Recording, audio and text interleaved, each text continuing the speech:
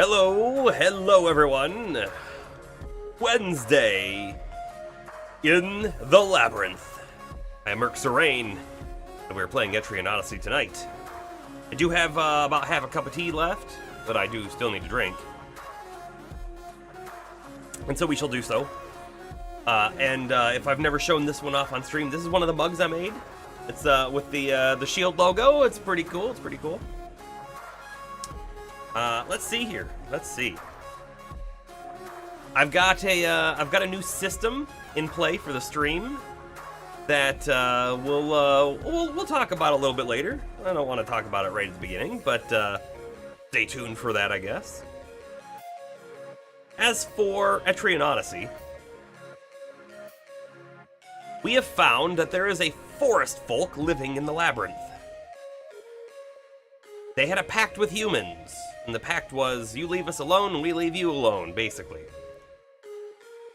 We've been given a job to eradicate them, which is not great. I don't think we're going to try to do that, although we're going to play the game as the game will force us to play, I guess. However, we also know that the head of the Radha, who is the government group in charge of the town, the city, if you will, that goes down to the labyrinth, he's the one who gave us the command to eradicate the forest folk, and it seems like he actually wants the forest folk to eradicate us, because if we're as strong as we are, we might discover the mystery of the labyrinth, and that would be bad for him, bad for business, bad for profit. So it seems like he actually wants us to fail. I think there's another twist coming.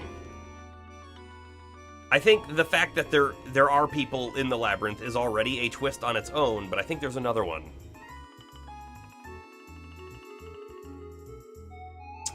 Anyways, how you doing tonight, Astro? How are you doing?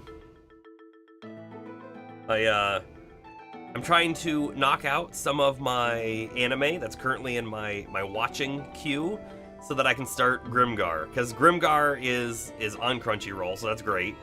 The other one, however, looks like it's on High Dive, which I don't have access to right now. I might need to get a High Dive subscription for a short period of time, because there's a few things out there I want to watch, like Made in Abyss Season 2. So we'll see about that. Last Epic just came out, so you're enjoying that quite a bit. I'm kind of excited for Last Epic, but I have no idea when I'm going to get to it, because we've got this going. I don't know if I really want to start that game before, like, March happens. Also, another game that just released yesterday, even though it's early access, is Nightingale, and that game looks really cool. I'm really getting pulled to potentially buy that one. So I don't know. I don't know what we'll do there. I do want to play Last Epic, though. I saw that they have a... well, I don't even know what it's called. A Falconer class or something? That's basically a pet class. And I saw a headline that was like, the Falconer class puts traditional necromancers to shame, or something like that. So I kind of want to play that class, even though I have no idea what the other classes are in Last Epic.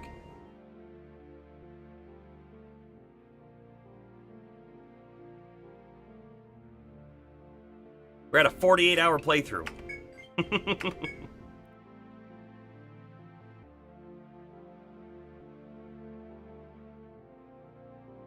Time to switch it up into the main scene.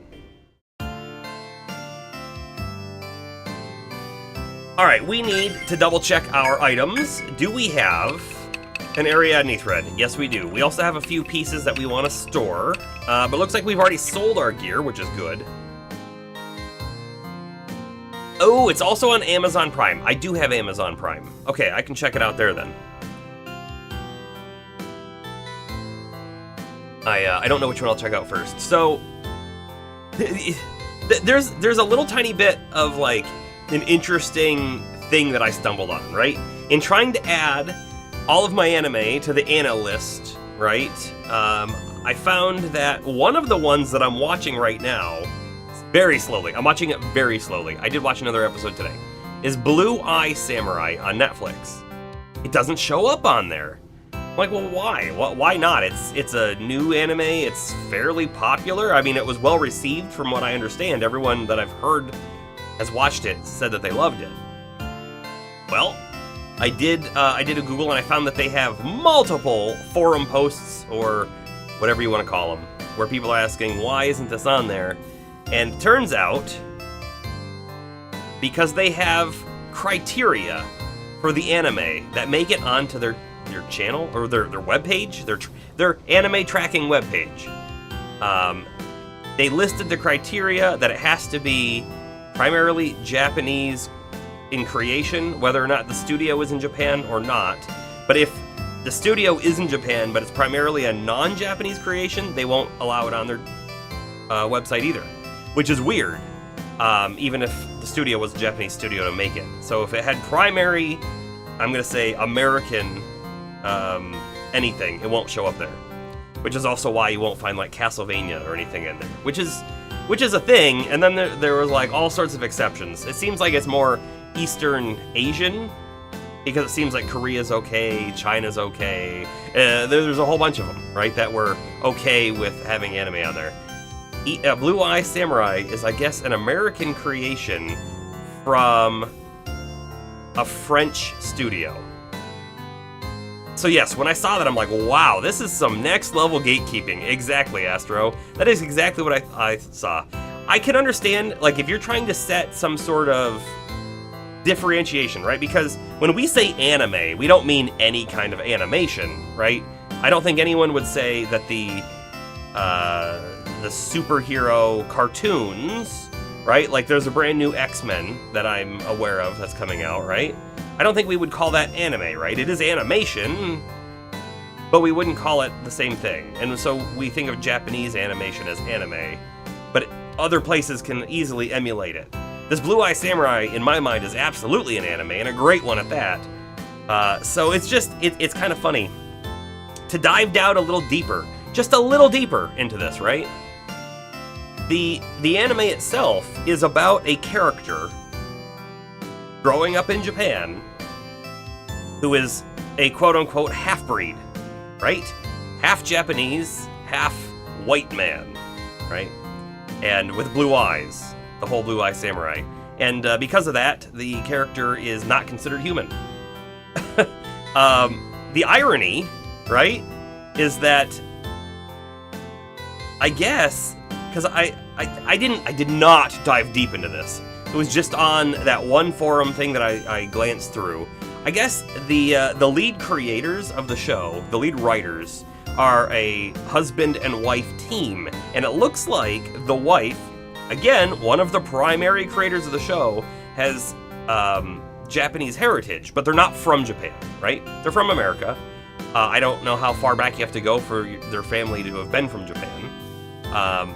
But it's just irony that you have like the show whose whole thing is about this character who's not allowed to exist, not allowed to be belonging, right? Because they're not full Japanese, or maybe even Japanese at all, if you want to go by that. And then the show itself also is not allowed belonging into an anime website because it's not Japanese. I feel like some sort of college professor could teach a whole course on cultural something or other just based off of that premise. It's an interesting topic to think about.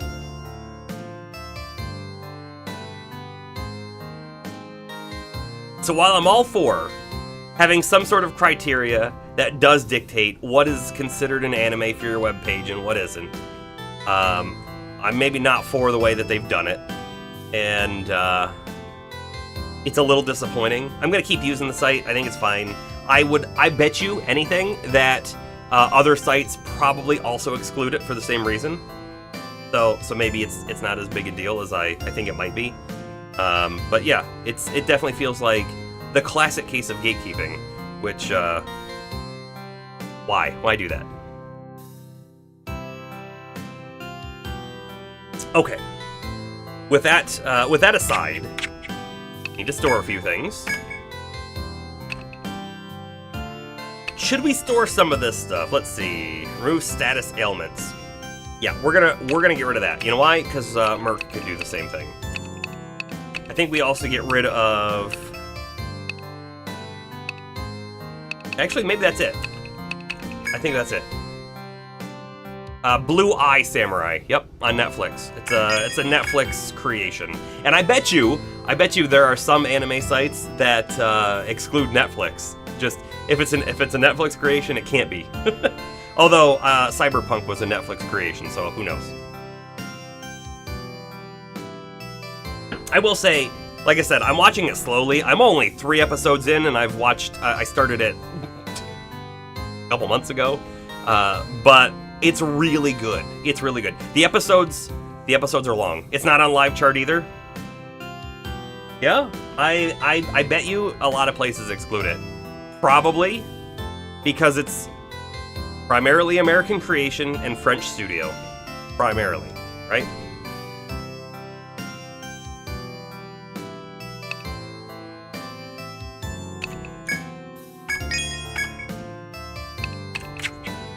Okay, things are stored. We will sleep, and then we have to consider what our plan of action is going to be, right? I think we have 2 potential things we could do, right? The main thing is go down to the bottom floor and explore more, which I'm all for that. The other thing is we could go back to where that one secret passage led with the really terrible floor that hurts you everywhere you step, and see if there's anything else there, like another set of stairs or something. I'm kind of wondering if, like how rigid is this game in its story and what is supposed to happen? Is there a chance that there is an alternate route that is hidden but able to be found that changes the ending? I don't know. Right? Like if there's another way to go down without having to deal with the forest folk, that sort of a situation. I don't know that we're going to find that out.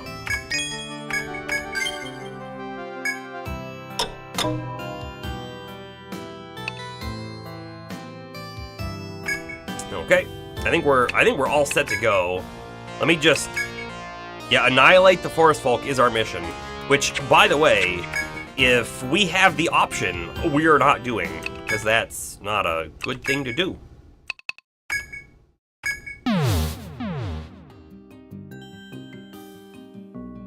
Okay, let's double check our map and kind of understand exactly where we want to go. We need to get to here, which is from here, which is all the way around this sort of path here. So I know how to get there, no problem. But when we get down to the next floor, this is where we might need to question, is it possible that we missed something? I don't know, right? There's obviously this right here.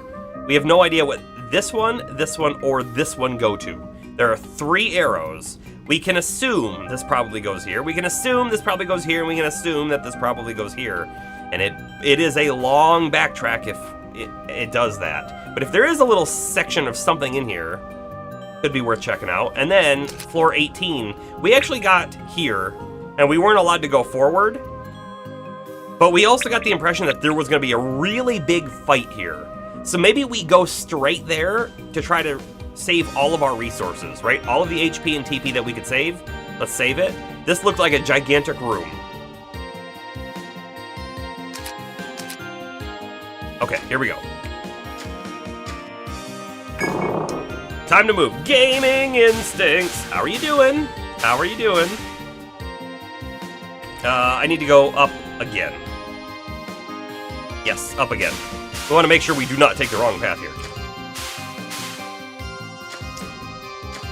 Not doing much. There's a lot of new games coming out. What's one of the games that you are most excited for, most interested in seeing? Tomorrow, though, at 9 a.m., big day for you. You cannot tell me what it is until then due to NDA. Oh, but you would like for me to be a part of it. That's... You have me. I'm so intrigued by what this might be. I can't wait. I can't wait. I'm not streaming tomorrow, probably. So if you want to reach out to me tomorrow on Discord, feel free. Feel free. If not, we can always hang off until the next time I'm streaming. Which, by the way, I'm going to say this now. I said this last time. I have something else going on this Friday, so I will not be streaming Friday night, because I won't be home. But we will make it up.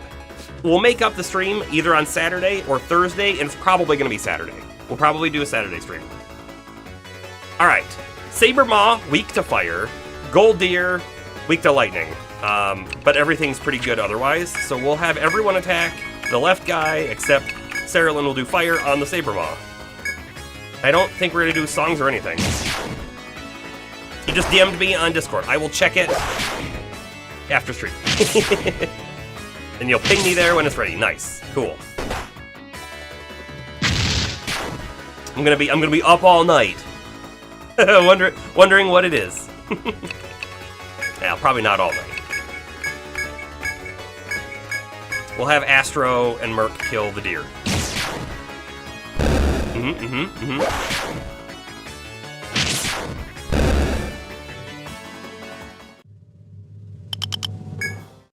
So there's something new that I've implemented for the channel. I'm waiting for Bomber to be here as well before we talk about it, but it's coming. But in the meantime, all right, we got to keep moving. How do we get where we got to go here? We got to get all the way down here, and we said we were going to beeline our way there, so we're not wasting HP and TP, right?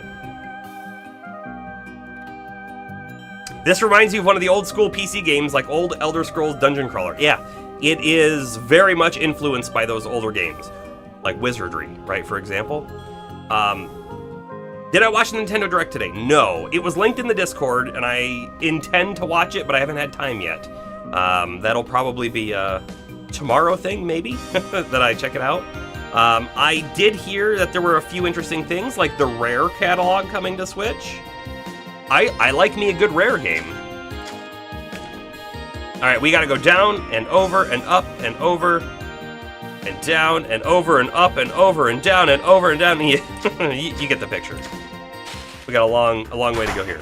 They announced Grounded and Pentiment for Switch. And an epic Mickey remake? Now hold on. I'm not sure what the Epic Mickey game is. Is that the game that originally came out on, like, the Sega Genesis? I have a Mickey game that came out on Sega Genesis, and I had it on the Sega Genesis. No, different one. Okay. Grounded and Pentiment are Xbox Game Studio titles. Yeah, they definitely. I watched most of that Xbox Direct or whatever it was that was earlier in the week, and they definitely said, right, they had 4 games that were going to be going multi-platform, and sounds like those were just 2 of them. Oh, it was Mickey with a paintbrush and 3D platforming game from the PS3 era. Okay. You know what, I vaguely remember that, but I never played that one. Vaguely remember, didn't play.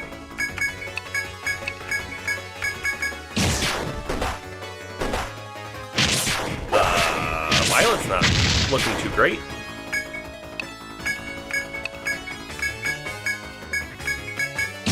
We got this one. Yeah, so this game though, right? It's absolutely inspired by them, and I don't know why, right? I've been a PC gamer for a long time. I mean, when I say PC gamer, I have also been a console gamer, right? I'm not like one or the other. No, I play them all. But I've played games on the computer for a long time, right? One of my all-time favorite games is Dungeon Siege, right? Which is a old school isometric kind of dungeon crawler game, which is amazing. I love that game. So like I've definitely played a lot of older PC games, but for whatever reason, I never played any of the first-person dungeon crawlers, even though I love Elder Scrolls, and I have thought about playing the older Elder Scrolls games, but I never did that either. Anyways, Wizardry and Might and Magic, because of this game, those games are now like on my radar. If we look at my, there's a link down below, right? But if we look at the game backlog, which is not Excel, Google Sheet document out there, We have a couple Might and Magic games now listed, and I haven't listed it yet, but we were talking about it in the Discord. There's a wizardry game that's kind of newer that I might check out. We might play that. Sony had an investor Q&A, and Vice President of Sony said that they will be pushing first-party titles to PS5, PC, and other platforms aggressively for higher profit margins. The industry is about to have a massive shift in 5 to 10 years. Yeah, we'll see. Shoot, we didn't heal Violet. That's not great. That's not great. We'll see. I also expect something like that to happen. But you know what else is there though?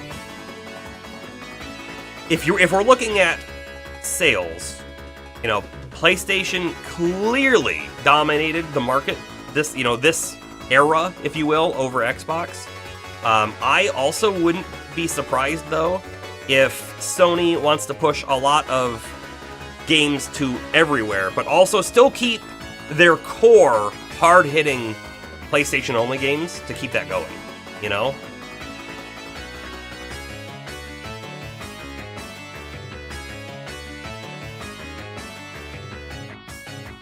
A $220 million budget for The Last of Us 2 is absurd. That is absurd. But here's the other thing too, right? Not that I want to pay more money. I certainly don't. But I'm also a full proponent that $60 or even $70 to buy a game these days. And when I say a game, I mean the big AAA, whatever game you want to talk about, right? The big games. They should probably be priced a lot higher. A lot higher. Because, if we look at it, when the NES came out, how much were games going for, right? All through the years, game prices haven't changed much, right? Game prices haven't changed much. And so they should probably go higher. And I'm not in the gaming industry at all, but I can I can see that if I was in the industry, I would want to make, I don't know. It's not trying to be I want to make more profits, but they're absolutely expected to know so much more today than they needed to back in the day, because you've got 3D graphics and all sorts of things, and you've got all these different people who are now specialized into different departments, doing all sorts of different things that didn't exist back in the day either. And there's so many more people that hey, the money cannot go so thin across the whole department. They need more. I mean, they sell more games today than they used to as well. That's also a thing. Didn't the N64 have some games for $80? It might, I think that they may have had some games higher. They certainly weren't all higher, but yeah, game price has been immune to inflation. And the reason why, honestly, is I think they're so concerned, rightly so, that the average gamer might prefer to buy 2 cheaper games than 1 more expensive game. That might be part of it. It really might be. An indie studio who has 5 people can absolutely get away with a $30 game that sells millions of copies, because the money equals out, right, across a very small group of people. But across a company that's a couple hundred people, it just doesn't work anymore.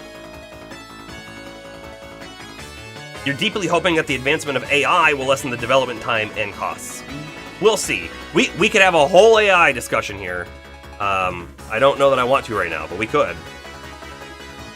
Yeah, Astra, you love how people talk about how games over $60 was unheard of back in the day. Yeah, but Turok launched for $80. Yeah, games over $60 was not unheard of at all. And then when you think about the actual cost, the spending power of $1 20 years ago compared to the spending power of $1 today, they were actually way more expensive then than they are now. They've never been cheaper today. And there's so many small budget games come out today that you can buy for between, especially because of sales, between $5 and $30. So games have never been cheaper. Never.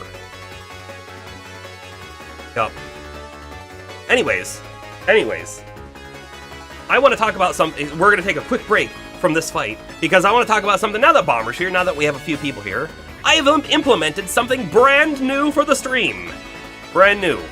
You will see in your channel point redemption, it's expensive. It's an expensive option. We can talk about the price, but I want it to be expensive for a reason. And it does have a 30-minute cooldown, but it is for adding a quote.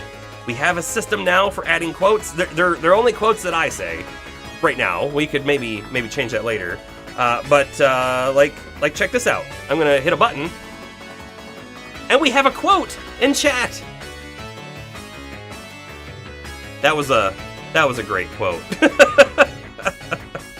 There's only one quote in the system right now, but we have the ability to have them spit out, randomly throughout a stream or whatever. And so if I say something stupid or funny or profound, definitely profound, feel free to go ahead and throw that quote in there, and it could be a thing.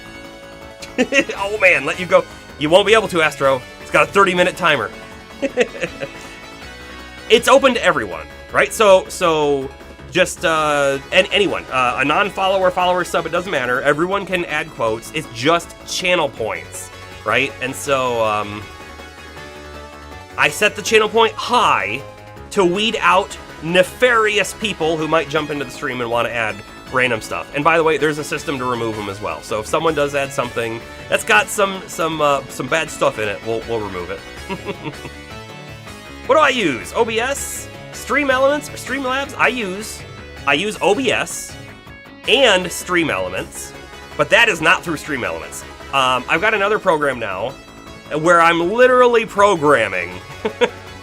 I am a software engineer, so I am literally programming to do things like this, and so I've got this whole system now that's able to interact with, through Metal Merc, able to interact with the stream and do things and capture events, and we can do all sorts of other things. And this is, I clicked the button earlier, and it does work today. I don't know why it broke the last time, but we should be good from now on. I added this new animation as well. I created a whole animation thing with the little Twitch logo peeking out, and then it shows up.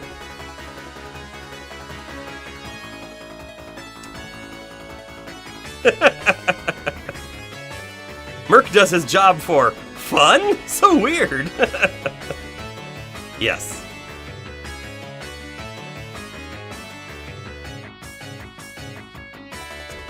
Have I ever thought about getting into the game industry as a software engineering? Pretty demanding job with good pay. No. Yeah, yes. The real answer is yes. Yes, I have. However, you say with pretty good pay? I actually say with mediocre pay. Probably on the low end of mediocre pay. So I can make a lot more money for the most part elsewhere, but the job is also very different elsewhere too. I've worked at a whole bunch of different places over the years and done and seen a lot of different things. I'm senior in my field. Have I wanted to always make games? Yes, I have. But I didn't go to school for game making. I went for computer science. I'm a computer scientist actually, and I feel like the game industry is so hard to get into, and right now, especially, very volatile. So many layoffs. Whereas most of the places I've been at, layoff hasn't been a concern of mine at all. It's just totally different industry. So yes and no. I don't think I would actually go there, but I have absolutely dabbled multiple times on doing something small and indie on my own, just as a single person. I will mention this now with no promise that it'll ever happen. I've had thoughts of doing game development streams where we open Unreal Engine and we tackle a problem and we learn how to solve the problem and we do it on stream, and it could be fun and cool. I have a whole game concept basically outlined for the most part, and I've done some work on it. So it's something we could do on stream at some point. I don't know how that actually goes over. I don't know if people want to. No, not next gen Minecraft. No, I don't want to tackle that. There is no next gen. Minecraft is timeless. It's never going to go away.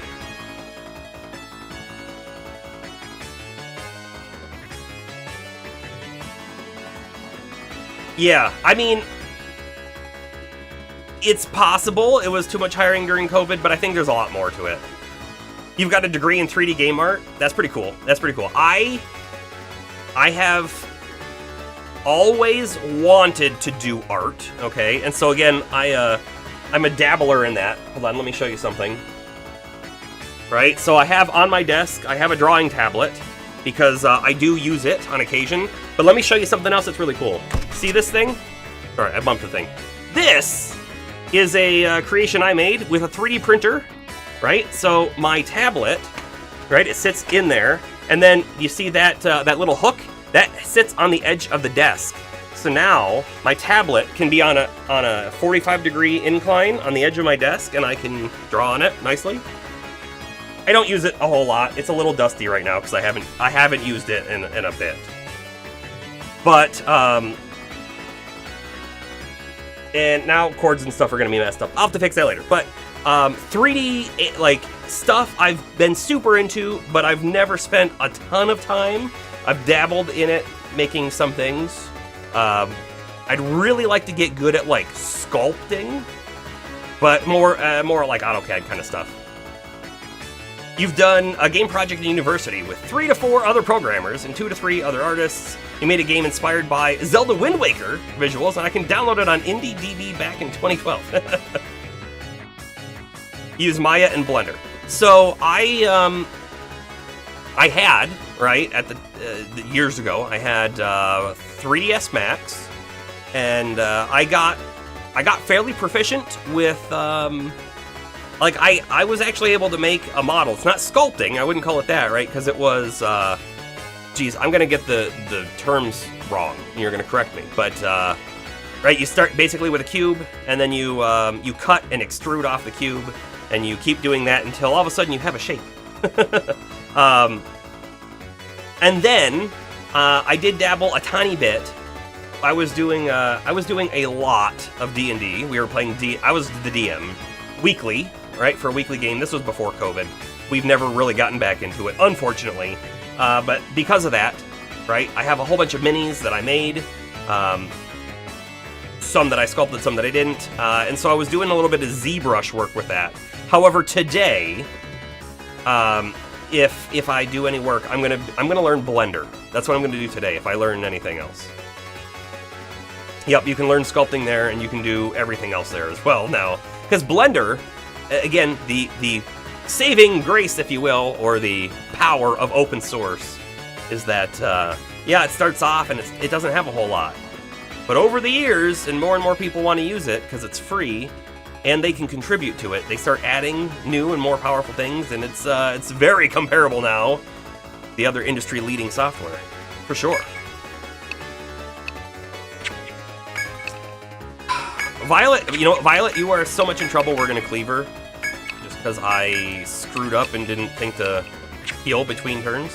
And we're gonna use Flame on the Mantis. Then Merc's actually gonna throw a Cure 2 out, just for extra safe.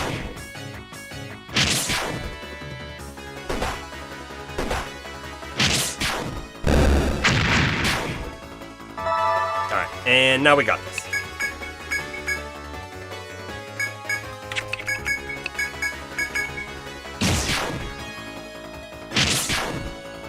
Many studios these days now use Blender. Yup, saves them on licensing costs for sure. And like here's another thing too, which I'm sure you're very aware of, right? In school, you probably got some sort of education discount, right? Either your school provided you with a license, or you were able to buy one at a significant discount, and that's great. So now you can use ZBrush or 3ds Max or Maya or whatever for a low cost, but that goes away. And then if you don't have a job immediately after school or whatever, you might still want to be able to work and do stuff freelance or whatever. And so what do you turn to? You turn to Blender because you don't have a job yet or whatever, or you have so much debt from school, you don't want to spend more money than you have to.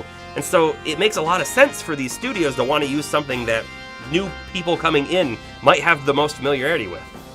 And if they don't, well, you can always say, hey, feel free to download it at home, give it a go, you know, learn it on your own. Do I have much or any experience as a network administration / engineering? You've been considering going back to school for that lately. Well, I am not a network engineer, no. but that doesn't mean I've dabbled in everything. It's unfortunately required. So I know some things. I don't know. I would not call myself an expert, or I probably wouldn't even consider myself proficient at network engineering, but I do know enough to hold my own and find issues, if you will. You can absolutely get a job as a network engineer somewhere. And there's all sorts of people who need it, right? There's the large company who needs like enterprise level engineering stuff. You need to have like, you have like a data center, but you also have a cloud product, and they need to be able to talk to each other through a secure network. And so you need to set up all these different things to get that to work correctly, because you also have to be security conscious, right? So there's like the high end of stuff, but then there's also like the little mom and pop shop who might need some kind of network engineering as well. And so they probably have a networking guy who also is their website maintainer. But you know, there's all sorts of different things you can go. Like there's all sorts of degrees of, and I don't mean school degrees, I mean, you know, levels. And the one isn't more important or a harder job than the other, but they're just for different fields, right? Blender and UE5 is an amazing combo. You have it installed and dabbled with it sometimes. Yeah, like I said, I do have it installed right now. Highly recommend learning Blender via YouTube. Exactly, well, that's the thing. So you can learn anything on YouTube these days, for sure. Better education than spending thousands of money on courses and school debt. I will say though, okay, and I really don't want this to come across as gatekeeping or anything like that, because we did sort of talk about gatekeeping earlier in the stream, but there is a difference. I have worked with people who were self-taught engineers versus people who went to school, and there is a difference, okay? And I'm not saying that the self-taught people are bad. We had I worked with a guy who was on my team who was self-taught for website development, right, with like React and all of that. Very good. And here's the thing, I'm also not a website developer, so it's all stuff that I've seen and I've touched, but not very much, right? That wasn't like a core thing I did. And so absolutely knew a lot more stuff than I did in that field, for sure. However, there are patterns and things that you do learn in school that you will miss out on being self-taught, and you'll probably miss out on in like YouTube education, because it's not as immediately applicable, right? And as a junior dev, I certainly wasn't thinking of any of that stuff at the time. But like, it's really hard to describe, but like we would have a conversation, right? Where we would be, okay, so we should design this thing and it should do X, Y, and Z. And he would be like, well, why do we need to do Y? And he would come up with a different plan. And we'd have to go back and forth to understand, well, your plan will work. It will. But there's performance reasons for doing this other thing. And so we would get through it. And again, Guy is very high regard in my mind, but I do see a difference. And I'm sure that also matters in all sorts of other fields. Some sort of more traditional education versus not.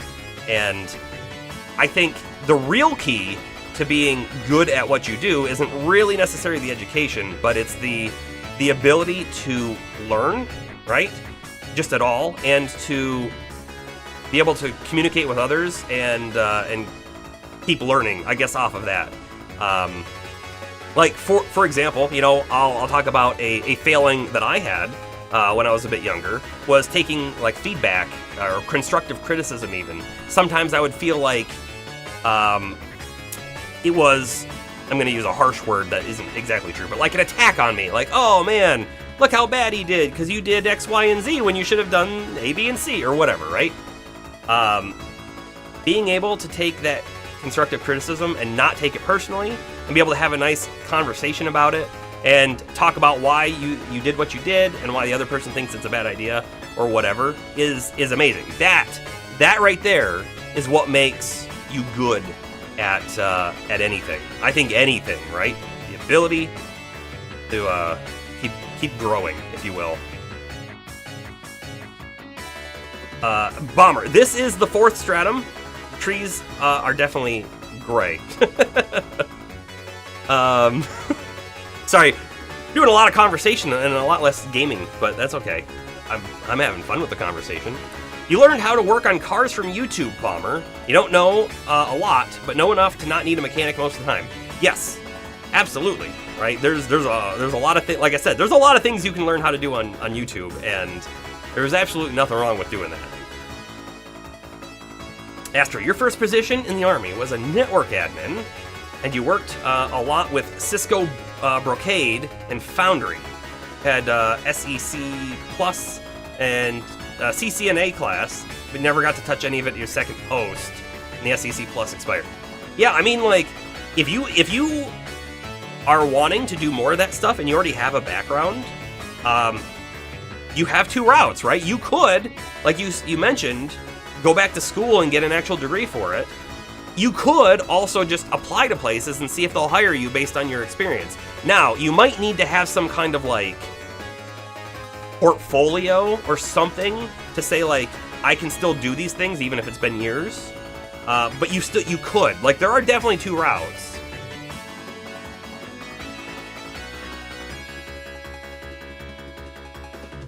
And yes, gaming instinct. It's absolutely individual, right? Because, so here's the thing, right? I was talking about the person who went through the education system who went self-taught, and I am not in the camp that everyone who comes out with a degree is good at what they do or even understands half of what they're supposed to. No, I don't think that at all. I know a lot of people who I think barely get by who got the formal degree, right? So it's definitely on the individual and how they're going, like how much effort they want to put into something and all of that.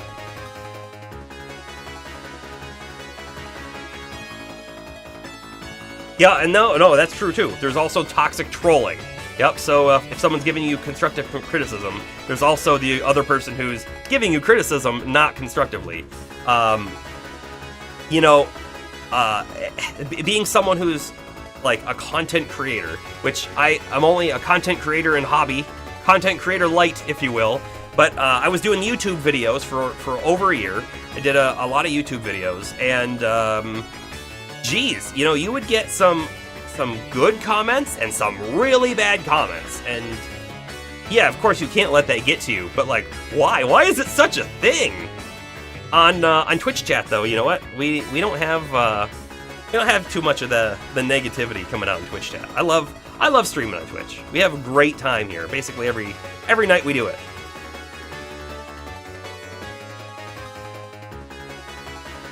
Hold on. Gaming instincts. You also have a real estate license?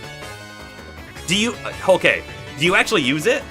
Are you an actual realtor as well, or is that just like something weird that happened on the side?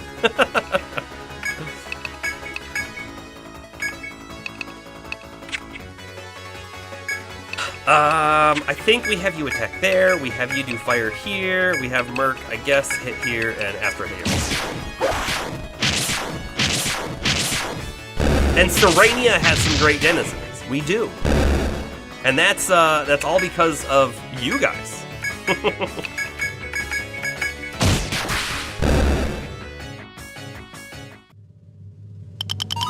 We got a tendon! Amazing. Hey, you know what we're gonna do? We're gonna do a quick heal. I mean, Palmer's the lowest now, but yeah, there we go. Alright. Let's make a little bit of progress. I definitely want to keep going with this conversation, though. We talked about earlier that we weren't going to go down any of the extra paths. We were going to go directly to the next floor, because we want to make sure we can get down to the bottom with as much TP left as we can.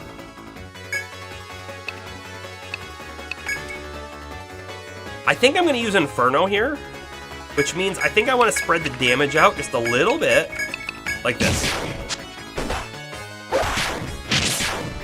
Bomber, you have a goal of being trained as a firefighter, and also becoming an OSHA trainer, and also a certified home inspector. That's a lot of different things. I've known some volunteer firefighters. I'm sure, right? If you wanted to, the volunteer firefighters are probably always willing to accept new people. You've had that license for about 10 years. You took your continuing education class last month. By the law for your area, you have to take that education class every 2 years or you lose your license. It's funny, we had a conversation about a month or two ago about lawyers needing to retake any sort of certification or not, because we were playing Judgment. It's just kind of funny. We were already sort of talking about that in different jobs, where you think it's okay or not okay to have to re-license up. You've done a lot of open houses and stuff, but only sold 2 homes in that time. It's more of a side thing, just in case you ever wanted to buy your own house, so you could get a decent discount. Or for your family. You know what? That's not terrible. As long as, like, the cost to keep the license going isn't super high. Yeah. It was only about $600 to get the license, and I'll tell you, I mean, I don't know that I would have had the skills to do all the things that my realtor did, but the house I'm in now, I definitely paid the realtor more than $600 for. As a fee, right? So I think that makes a lot of sense. Okay, we have hit the new zone. The new area is here, and if I remember correctly, when we got here, well, I mean, first off, we see that it's a gigantic open area, which usually means some kind of big battle, right? Even though in this kind of a game, you can't run around and move around. But there might be a lot of enemies that come at us. Who knows? A lot of foes. But if I recall correctly, when we got here, there was a pop-up on the screen, you know, that it told us we had to go back to town. We had to. We were forced to. We weren't allowed to continue. But I think it also said that you sense a lot of dangerous things here. Be prepared for an epic fight or something like that. So we'll see. Hey, don't worry about it, man. Having the conversation is certainly more important than playing the game. We play the game as well, though.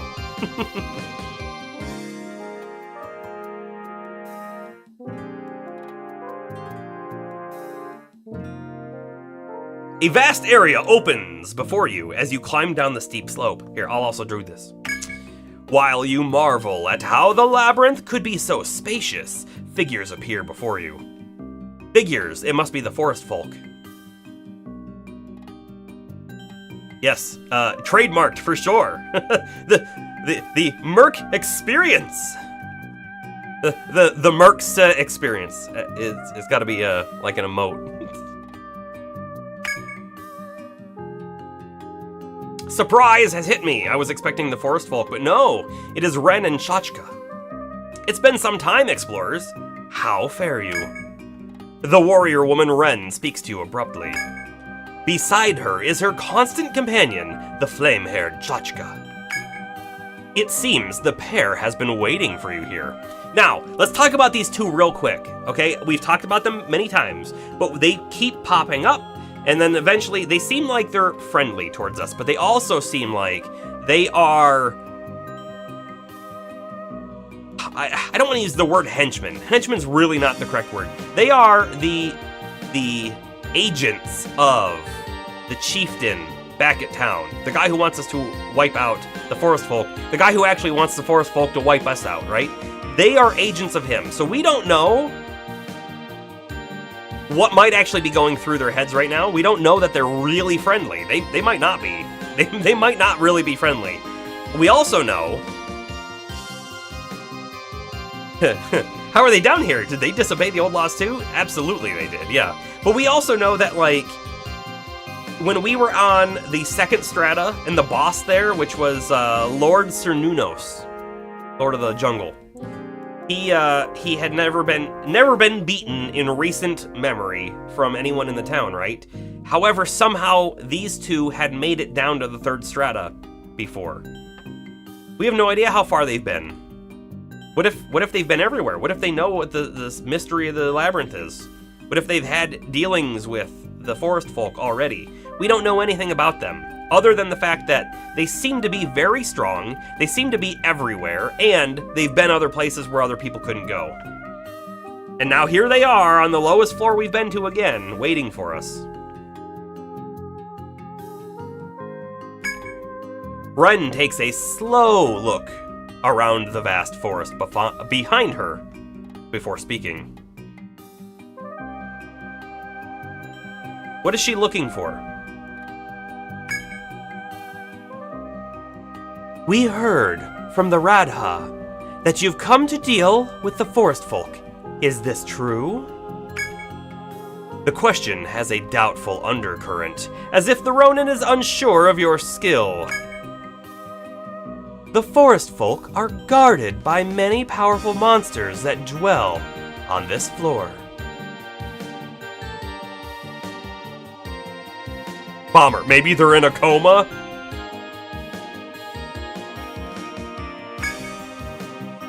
Furthermore, it is all too easy to lose your bearings if you walk about aimlessly. Somewhere along the walls, though, is a secret passage. If you find it, it will lead you to the stairs that take you below. The forest monsters will do their utmost to prevent that. Proceed with caution. Ren sighs, as one would when completing an odious task. That is all. We leave the rest to your skills. The two of them stand aside, allowing you to pass. If you are prepared, continue forth. What did we get out of that? We got that them waiting here to tell us this information was a pain. She sighed. It was an odious task. I can't believe we have to stay here and tell them how to get past the forest folk, how to get to the next set of stairs. It's confusing because we don't know much about them other than they are the agents of the Radha, which means they should be on the side of the chieftain. However, it sounds to me like they want us to get through this floor. And if the forest folk are actually on this floor, it sounds like they want us to go around them.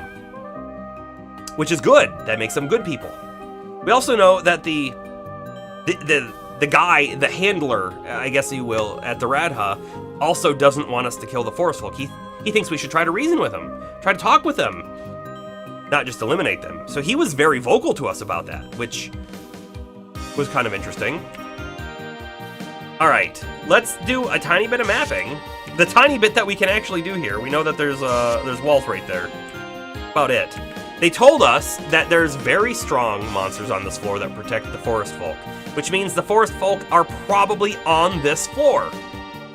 But we don't know for sure. What we do know is that there's a secret wall, and they went out of their way to tell us that.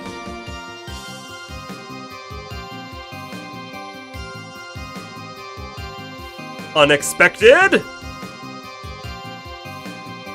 As you continue onward, a pair of adventurers gazes at your party from afar. I'm so confused. We just talked to them. Why? What? Forest folk and the horde of monsters, if they make it through them to the depths. Oh, hold on. Are our characters not part of this conversation? Are they not hearing this, but we are? Like, they're just watching us leave.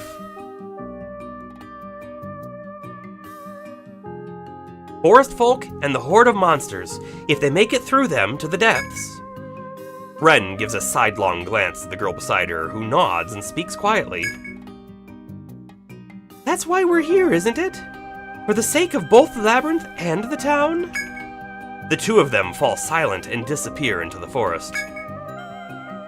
Ooh! Okay, so they don't want us to defeat the forest folk, and they also want the town to prosper. I mean, that's kinda... I feel like we're kind of on the same page then. Right? We want the town to prosper, we have no ill will against the town. We also don't have any ill will towards the forest folk. We say, There's at least 3 walls there. Ah, the voice acting again. Very nice. Thank you, thank you.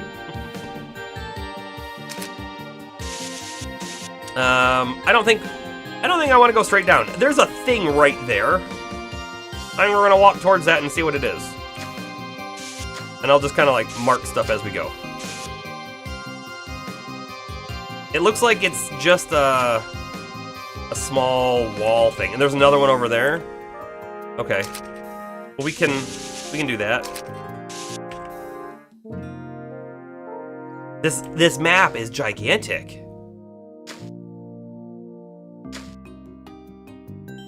Oh! There's a gather point over there. You know what? I'm gonna actually come back here and delete this one. We know it's a floor. We were marking blue floors in the previous map because of the sand, and we wanted to actually mark spot that wasn't moving sand. But now that we don't have moving sand or anything here, I don't want to mark floor that we haven't stepped on. I think that's gonna help us navigate this room a bit. That's gonna be a big one. All right, so we have another fake wall, not fake wall. We've got a tree or whatever you want to call it, column that we can't go through there. I mean, we also know that we're looking for a wall because they told us that there's a secret entrance on a wall. We have not found a wall. All right, what is this? A mining point? Fine. Steel chip. And cullinan. I have no idea what cullinan is, but we found it. Cullinan. I think that was how you spell it, and S chip. Yep. Yep. Yep. Let's continue going west, right? We'll hit the wall eventually, I think.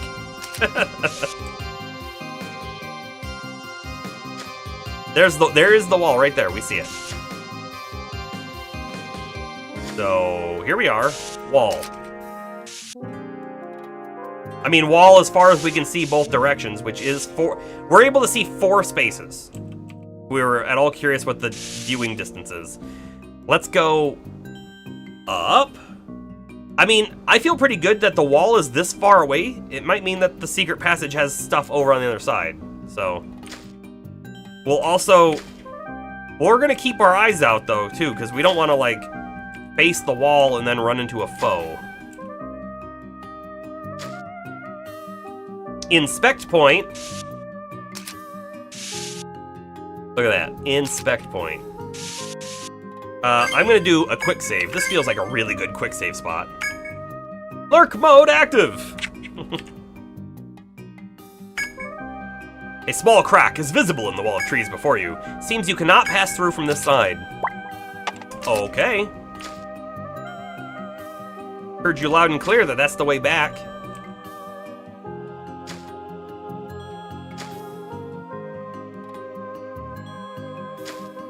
It's so weird, honestly, to have been on other floors where there are just walls all over the place, and now we're in such a big and large open area. Also, hold on a second. These don't look like monsters. A mystic and a warrior and another mystic. This has to be forest folk, right?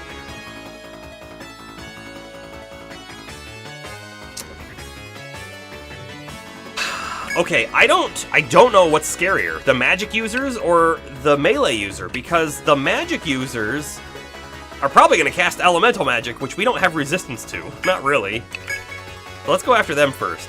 Hopefully they also have less HP. They also might have resistance to magic too. We won't know.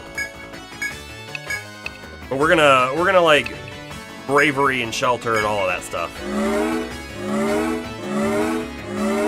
We're gonna treat this like a very difficult fight. Merc did 120 damage!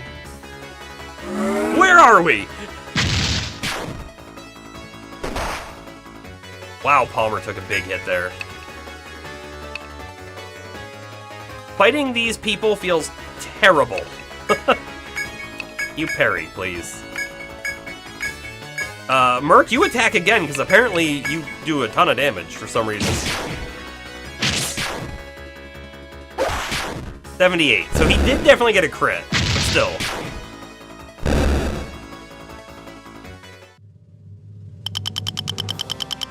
We found an ink stick. You mean a pen? We found a pen?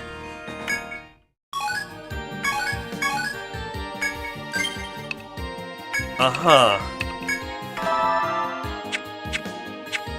I mean, we don't want to do anything to the forest folk, but we will defend ourselves, right? That's happening. Okay, we didn't find a pen. You're right, we found a pen refill. Makes sense. Alright. We just found the top of the map, but it's literally... Like, this is a metagaming thing, right? And I kind of dislike it, but we know that the top of the map is actually right here. So we know that there can't be a secret passage through the wall. Unless they do something clever where you go through the wall and you come out down here, right? But they haven't done that yet. We don't have any reason to suspect they'll do it again. So part of me doesn't even want to walk this way. I just want to go back down. It means we're going to cover territory we've already covered, but oh well, I guess. Oh well, I guess.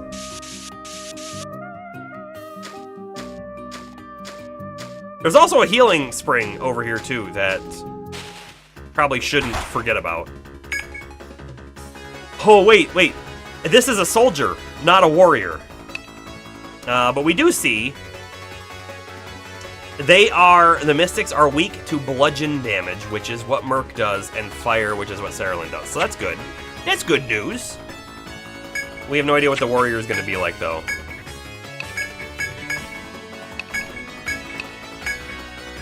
I'm going to have Merc attack again, because I feel like that's going to work out well. Astro can bravery, too.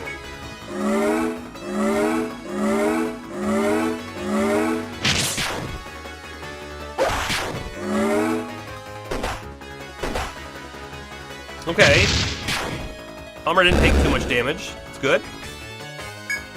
And these guys, they do a good chunk of damage, but they don't seem to have a lot of HP.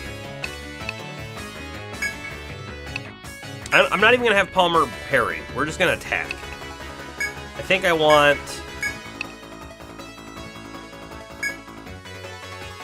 Merc and Astro then to attack the left one.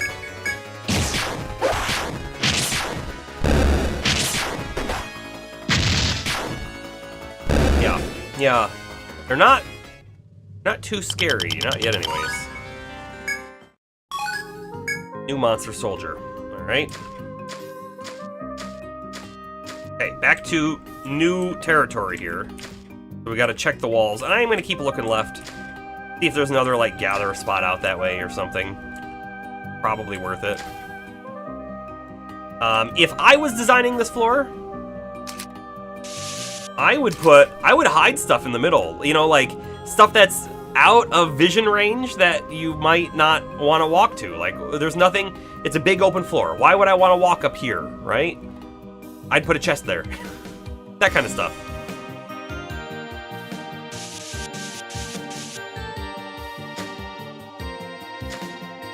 Ooh, it does a weird little hook here, doesn't it? Wall.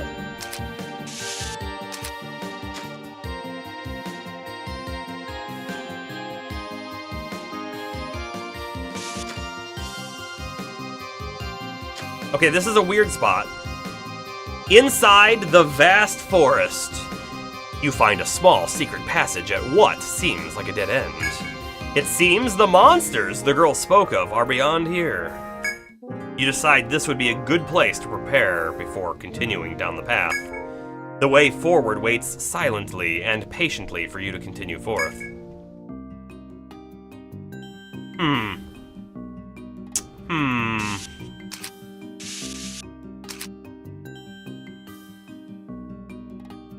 I do want to do more exploration here. I do. I want to do a lot more exploration here. And I'd actually also like to get to this healing spot to know where it is, how to get to it, so we can utilize it.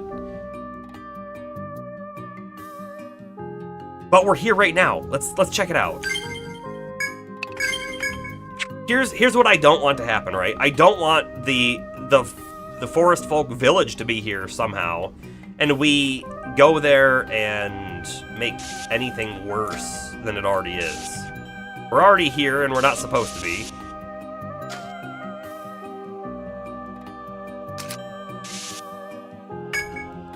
A crack is here between the dense trees that your party can barely squeeze through.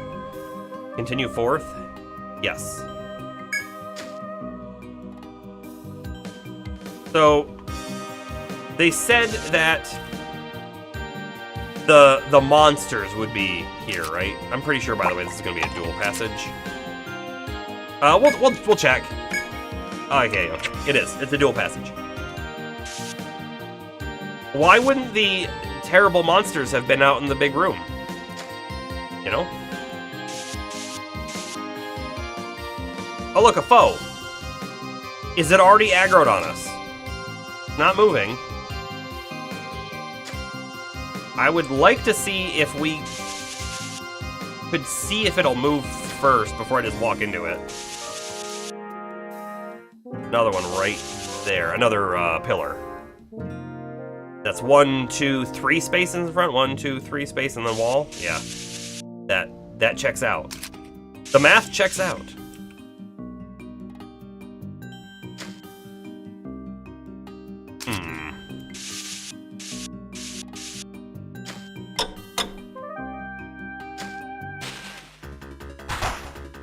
Okay, mantises aren't new. We fought them before.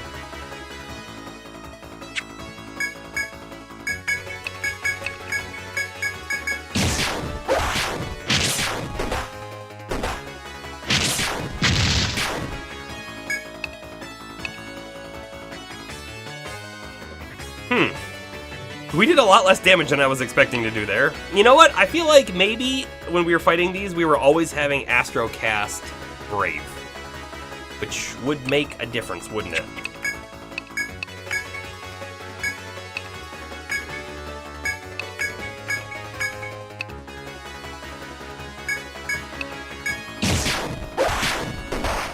We're doing almost no damage. Are these guys harder than the ones on the previous floor somehow? I don't know. Gotta heal up, and we may as well spend our skill points real quick too, right? We got a level on Violet. We already know. I don't even need to look it up. I remember axes up to level 5 so that we can get 2 hit. There's that point. Cerulean is doing Inferno all the way up. Go, and that's probably it. Yep, that's it.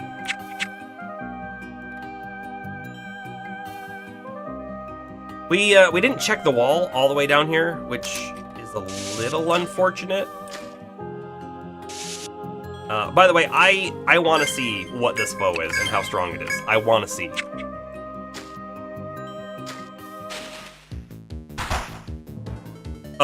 It is a Diabolix. It doesn't look too much like a monster to me. It is a foe though, so we should fully buff up and all of that stuff. Provoke, fire. Hopefully it's weak to fire. Merc, do nothing for a turn. Astro, do bravery and then shelter. No, not curse. Oh, I hate curse so much. Curse is gonna make it so when we take an action, we take damage back. But I think the damage that we take back is in relation to how much damage was dealt. Yes, it is. It's half the damage dealt comes back to you. Oof. Oof. Mark can get rid of that, though.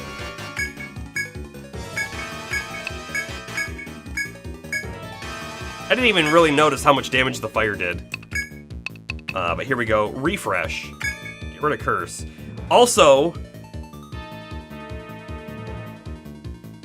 we could still die here if we cast Refresh and get rid of Curse, and then it casts Curse again, we're gonna probably die.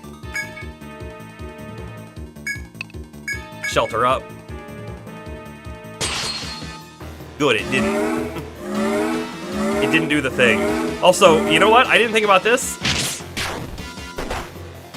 Merc has to get Refresh off before people take their turn.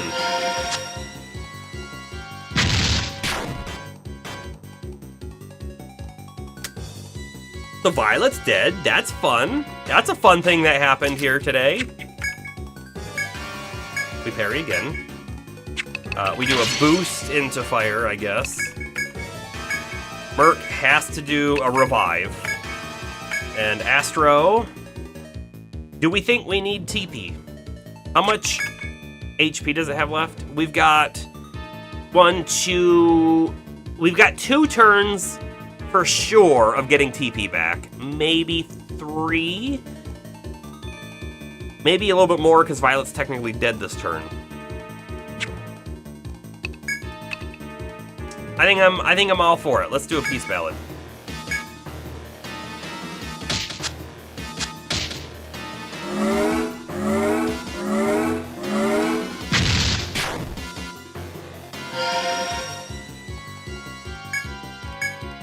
Cleaver again. Parry again. Fire again. If Astro is going to attack this turn, Astro will take damage. So maybe we try to cast a spell on Violet from Astro. And by the way, I'm not curing Violet because Curse on the other guys. Maybe that's a mistake. Maybe that's a mistake. Cure 3 on Violet. We'll have Astro do a Frost. I'm gonna hope it's weak to ice damage. We'll see. Bomber. This enemy is unique. That's a word for it.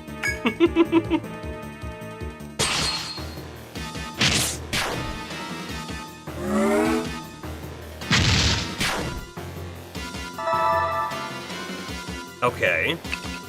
Let's do a normal attack so we do the ice damage. If we do cleave, we won't do ice damage. And we also need to re-provoke this turn.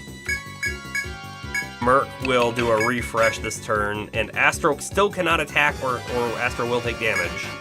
So... I don't know. Quote random. There's only one quote in there, so it wasn't too random, but yes.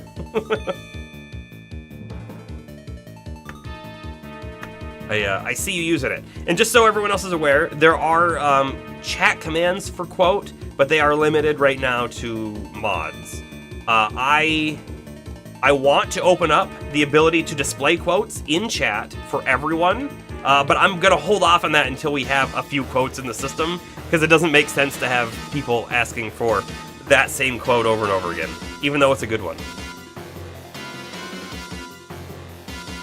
That quote, by the way, it's one of the times where you say something and immediately as it leaves your mouth, you're like, that is not what I meant.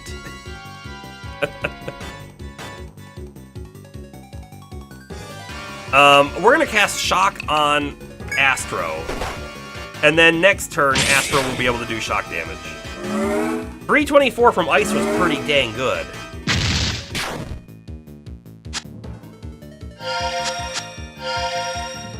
Okay, here we go. Attack. I think we'll parry, just to be safe. Merc is going to attack this turn. And Astro's going to attack this turn. Okay. Of course, we're cursed. Yep, I got it. 221 from Astro, not bad.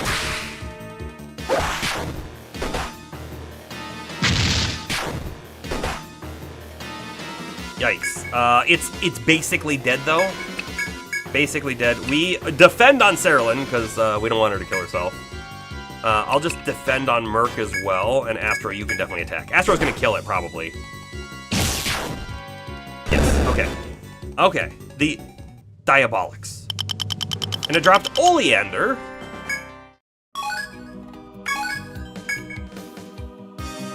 They say monster, but I'm not sure it's a monster, right? It seems like it may have been Fae Folk, or Forest Folk. I figured this was gonna be the path, by the way.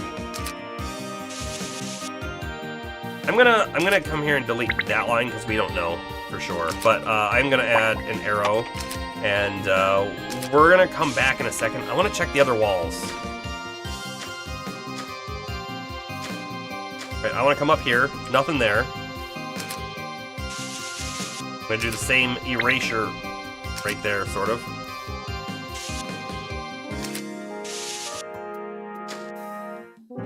There should be no reason to check. You know what? No reason to check the left wall and no reason to check the bottom wall because they're at the edge.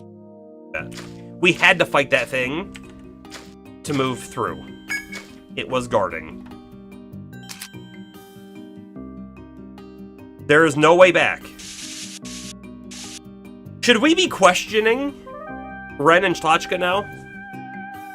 Did they talk loudly so that we would hear them say that we wanted to benefit? Warning. Why did you do command warning? Did they talk loud enough so that we would hear them say we want to benefit the Fae, or the forest folk and the town, so that we would trust them, but really they're leading us directly to the forest folk instead of going over here where the actual stairs are? Maybe this is actually where the forest folks' village is? It's hidden, it's secretive. No, you forgot that you had typed command? Yes. That one only needs the emote. That's it. Yeah, you don't think our characters heard that. I don't think so either. That was where I was at as well. But I will say, I am feeling a little bit like that didn't look like a monster, and because of that, I'm a little wary as to what we might be walking into. Chest! Chest! We found a chest!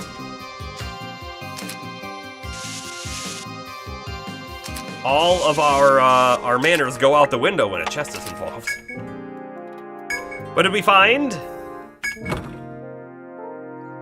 Excella 2. Nah.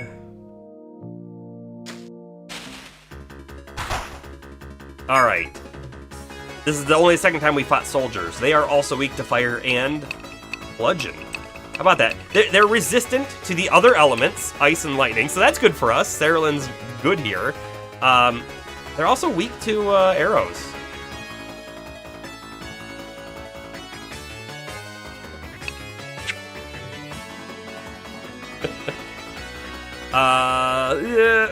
Okay. Honestly, I don't know what is the scariest opponent here. But I'm kind of hoping Inferno just wipes them all out. We'll find out. I'm not going to do any other spells or anything. Let's see how it goes. Argent! How are you doing? Etrian Odyssey is your love. I really love it too. And the gameplay, super fun. My favorite thing, like, I love making the maps. The mapping is amazing. It's just like, it hits exactly what I want in this game. But the story that's unfolding before our eyes with these forest folk is very intriguing. And I want to see where it goes. There's another level. Let's see here. Level on Merc. What were we doing with Merc? Merc skill plan here. One more level salve 2 and then max cure 3. I think we're on the max in cure 3. Because our... Oh, wait. No. One more level on salve 2. I shouldn't have put one more level. I said of take salve 2 up to level 5. I'm gonna remove camera real quick. The reason why is that level 4, it's 19 TP, but and level 5 is 20, but look at the double arrow up, right? So it's extra effective at that level. And then we'll hold off for a little bit.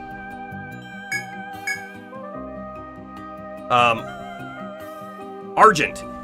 So did you play this game on the DS when it originally came out? Did you play The Untold Stories, which is sort of the same game, but not really? Did you play the HD collection? It does seem like we're fighting the forest folk instead of monsters at this point. It sure does. Why do we think that? Also, we're gonna do this. Get rid of that.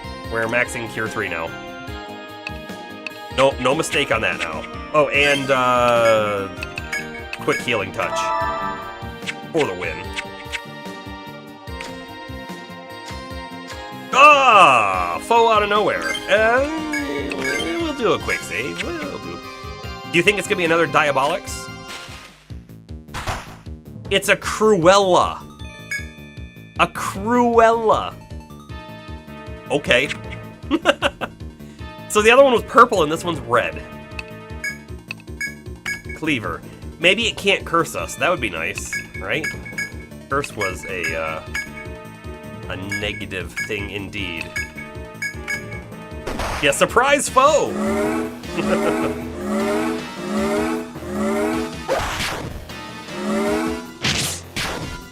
340 from Cleave. Not too bad. It has a good chunk of life too. I don't know if I want to waste more of Violet's TP because she's already at half and we don't know what's coming next, so I'm gonna do a couple normal attacks. We might use a Peace Ballad on Astro. Haven't decided yet. Definitely doing a Shelter though.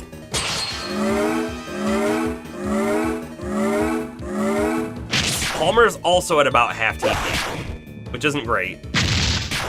Might mean that we should Peace Ballad. We've got like 3 turns of Peace Ballad probably. Let's do it.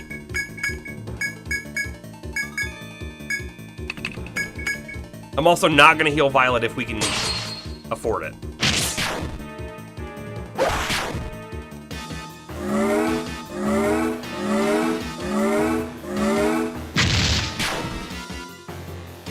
Cruella DeVille? She doesn't scare you, no evil thing will. Well, I don't think this is the same Cruella, because she's not wearing puppy pelt, but you know. It is what it is. Alright, Astro can attack now. Hopefully we don't use up too much of Palmer's TP by not having Violet hit harder, right? We might need to provoke again, we do.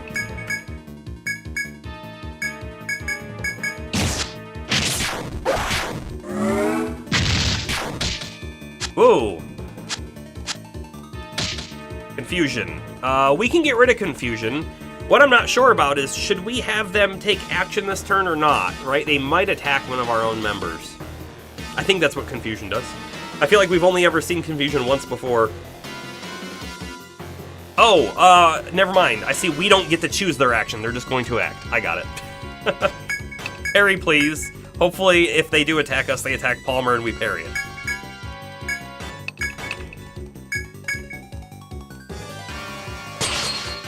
Okay, what's gonna happen next? Oof. Those are some big hits to our own members.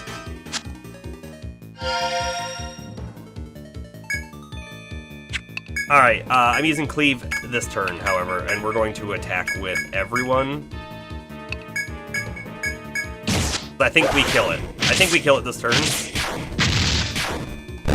Good.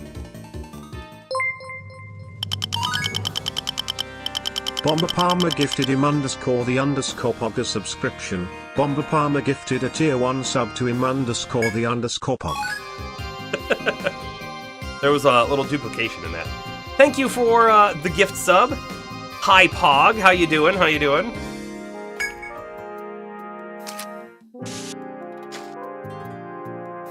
Alright, we got a corridor. And I guess I shouldn't be moving anywhere. We better heal up.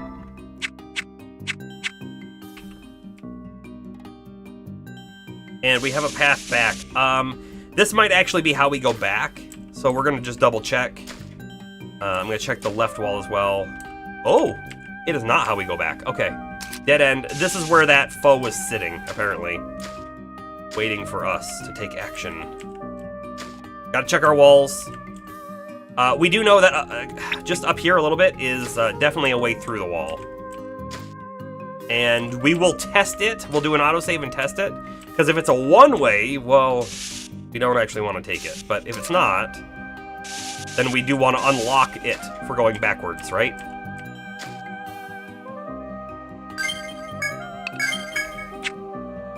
Here we go. Continue onward, yes. Cool. We have unlocked a shortcut. It's weird that we can find it from the other side, but it's like, oh, you can't pass through this way, but as long as you go through from the other side, you can. Weird thing, sort of.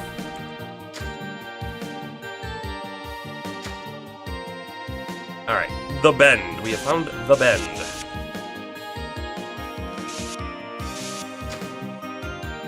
All here. That's a new one. A pixie.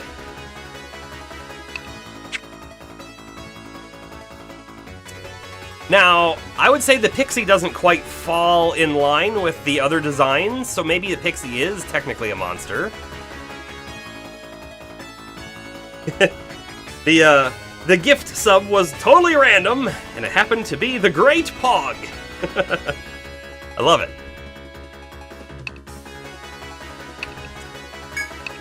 We're gonna attack the pixie. I think we're just gonna attack everything because I'm gonna do an inferno, and hopefully that means we win. We'll see. We'll see.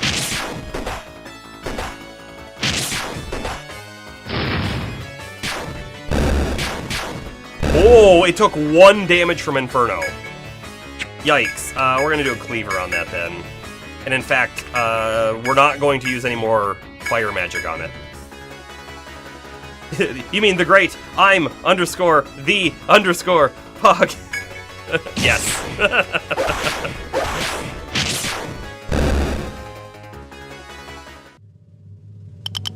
There we are, a level on Astro. And new monster discovered. And, of course, long hallway and long hallway. Part of me wants to check down first. But give me 1 moment. Very, very quick. Short break. I shall be right back.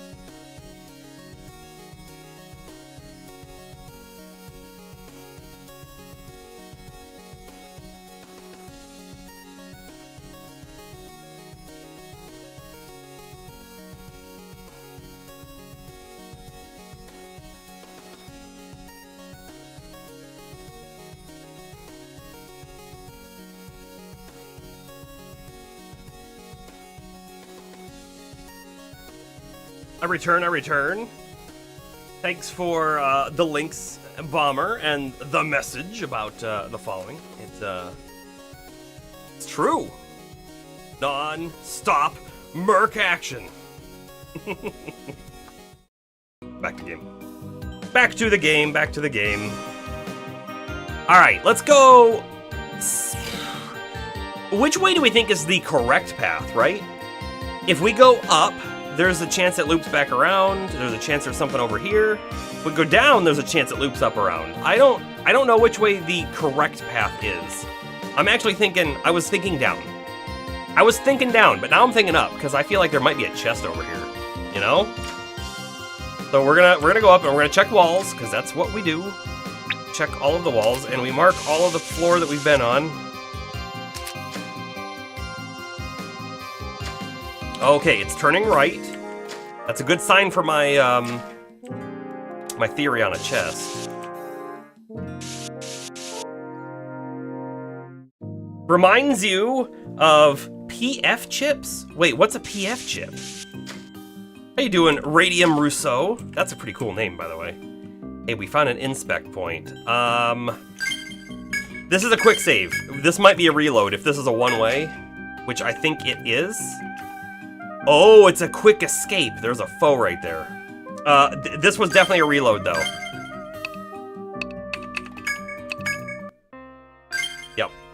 Yep, continue. Thank you. There we go. That is a one-way passage with a foe. Because there's a foe here, that might mean that this is the correct path. The stairs might be behind it.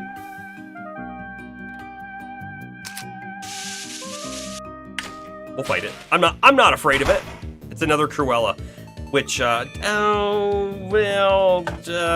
didn't heal us between fights. It's okay. We're still good. We've got Palmer to protect us. Hold on, and we can also see this thing is just good for.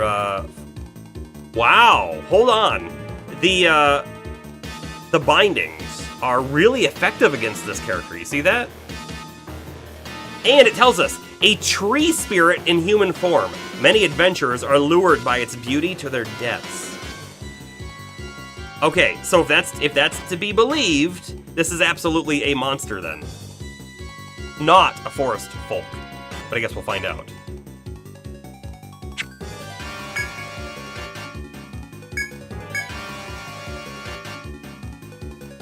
I don't know what to have Merc do this turn. Now, if we get confused, right, that's what happened last time. It was bad for us.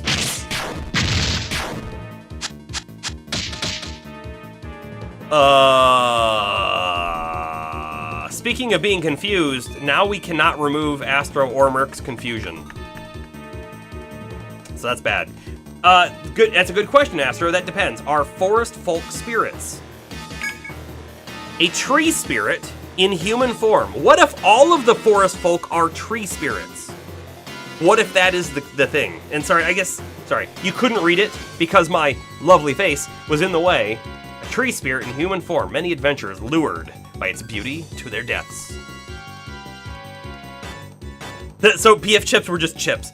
I don't know. I feel like I've never heard of them before.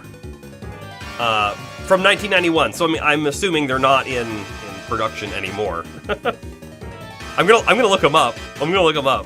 Not right now on stream, but I'm gonna look them up. Let's just try to do as much damage as we can, because we don't have too much other option here, do we? We will do a boosted flame. Astro attacks Cerulean.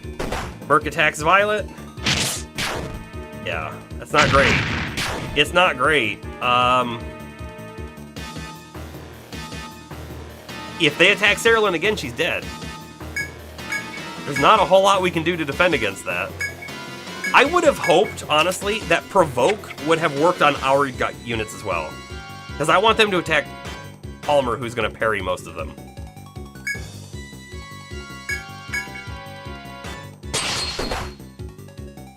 Good. One of them did attack Palmer, but didn't parry, but he still has good defense.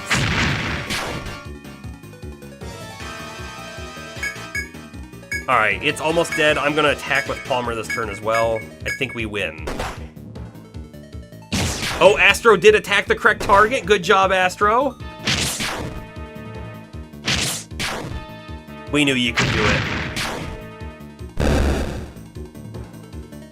I wonder what the percentage chance is, right? Like, clearly, when you do this, you could have just said, oh, there are 4 team members and 1 enemy. They all have equal odds of being hit. Or you could say the enemy, the actual enemy has a higher chance, but there's still a chance on each party member. I don't know. Yes, you did a good. You did a good. And for doing such a good, we will spend your skill point. What did we say we were doing on your skill plan? Max out songs. Okay, that's what we're doing. 1 more on songs. Then 5 points of recovery, and then we're doing divine divinity. That's right. That's right. Because that is an XP bonus. Oh, we've got one for Palmer too. Oh, Palmer, we've done this. I'm gonna remove this. We've done this. We're doing Shield Mastery so that we can come down and get On Guard. Shield Mastery level 7 on guard.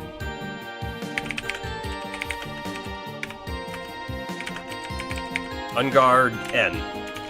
Whatever it is. Okay. 3.2%. I don't know if that's exactly the right number or if you just made that up. Okay. We move forward with our limited pool of TP and everything. I just want to check this wall. Yeah, there's nothing there. We had to look though. I'm glad we came this way anyways, even though it was the wrong way. We should always strive to go the wrong way first. The Pixie. Similar to the Forest Folk. These human-like Fae enjoy making trouble for adventurers. Okay. Okay. Magic is not what we want to do here. Don't magic anything.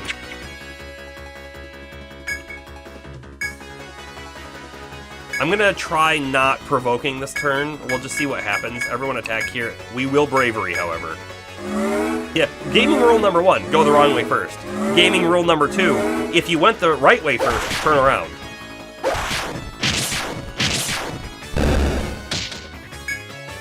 Blinded on Palmer. That's okay, we'll deal with it. So, speaking of anime, right? We were talking about that earlier.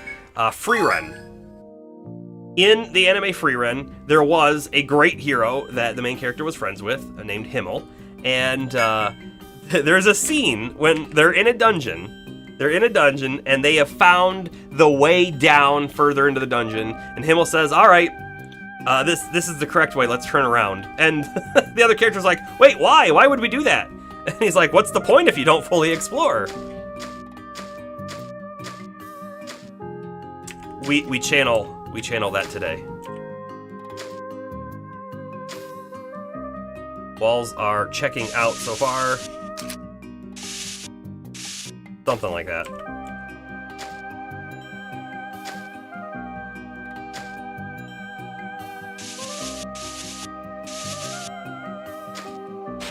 I'm gonna check down again though to see if there's another shortcut that we could potentially unlock here, but I doubt there is.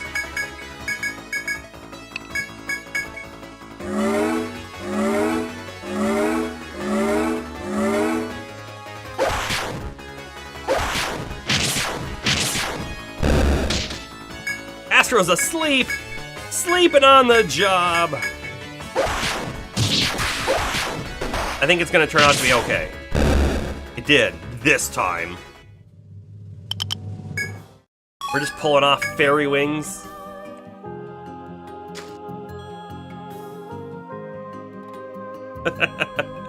Quote number 2 is gaming rule number 2. If you go the right way, first, turn around.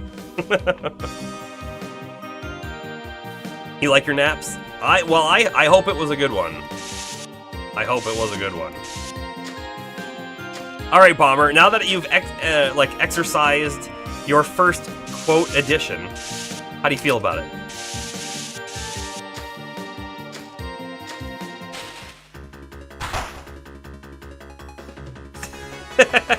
If you could quote that.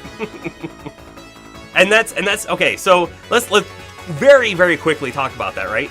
We could, and when I say we, I mean I could implement more functionality to the quote system so that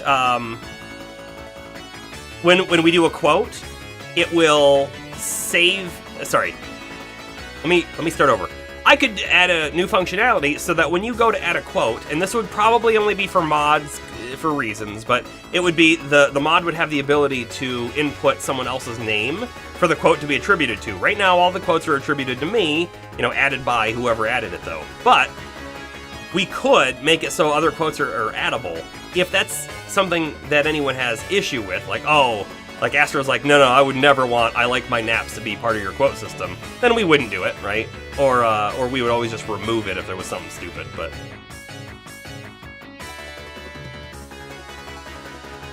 Follow the smell of your nose.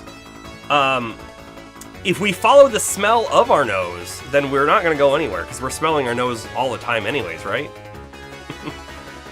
Less follow the left side. Yeah.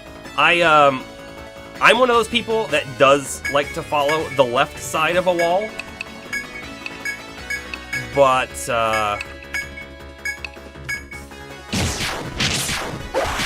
I feel like most people like to follow the right side. I don't know why that is. I don't know why I like to do left versus right. But I do think people like right more. And I don't...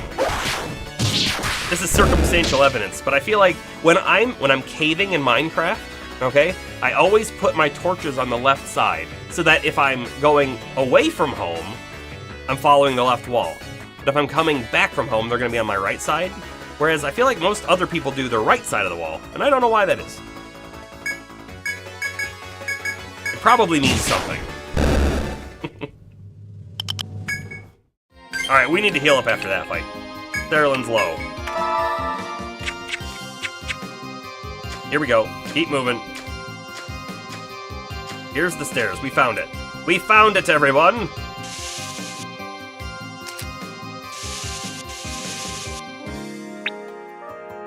Next, the little spot there.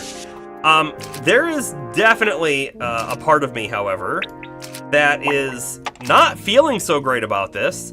That there's all of this floor left that we are not exploring. Instead, we're going directly to the stairs. That's a really good idea about torches. It is in Minecraft. I mean, this contradicts gaming rule number 1 and gaming rule number 2. We have gone the right way, so we should explore everywhere else. My fear with exploring everywhere else, right? My fear is that the Fae... Sorry, I keep calling them the Fae folk. They're not Fae. They're forest, which may be Fae, but they're forest folk. I keep thinking that their village is going to be out here. And if we encounter their village, bad things could happen, right? I don't want that to happen. If we trust Ren and Schlachka, which we probably should, if we trust them, then we should take this right now. Because they seem to have the interests of everyone at heart here. And I want to believe them. I want to trust them. Here we go. An excursion into despair. That's not a great title for the zone. Not a great title at all. That clearly worked out. Thank you. Okay. We could be checking our left wall this whole time, and actually it looks like we're gonna have to, right? Inspect. Tough choice about the exploration? Yeah, it kind of is. Here we go. That one had a unique sound. Also, Druid. That's a new one. These are the warriors from the previous floor, though.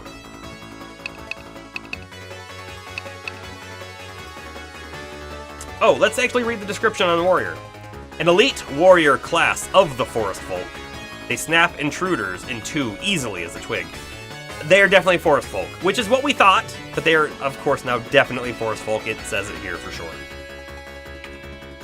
I'm not really okay with what we're doing here, then. I don't want to be fighting these people at all. But we have to. But we have to. I think I'm going to have Palmer provoke this turn.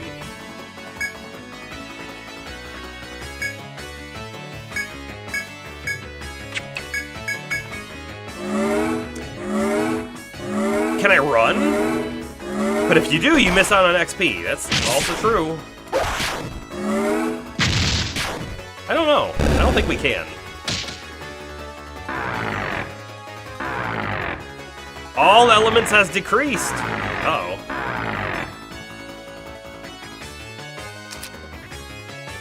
We have terror on Palmer. We could get rid of it, but I don't think we need to. I could be wrong on that. I don't think we need to.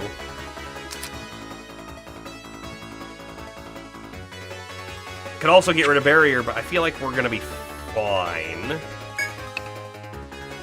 We will attack this one. We will parry. Terror, I don't think will prevent parry from going off, but we'll find out. There is an escape button that we've, like, literally never used in this game. Are we the baddies? I don't want to be the baddies, but I feel like we're heading towards the baddies path.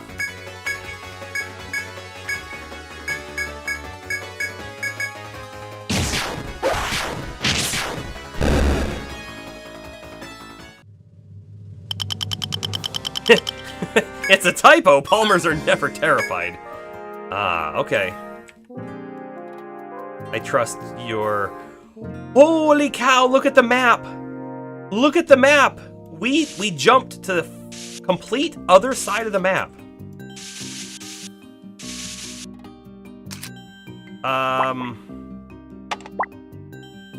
You know what? I'm assuming we can go back. It says inspect. I want to draw some kind of line between them, but if I do, that might screw up things, because we might actually come in here and there might be map in here. That's a big jump, though. And if we look at this, like, a month later, if we're still playing this game in a month, this will be confusing. So I hope...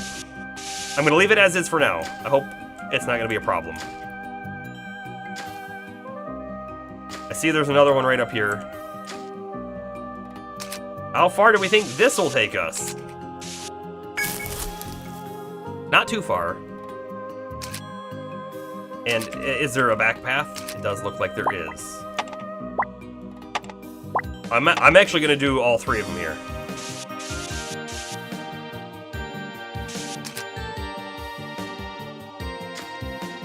It does mean, I think now we need to start checking both sides.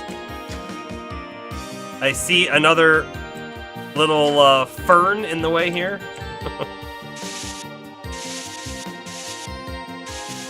I think it's gonna do that.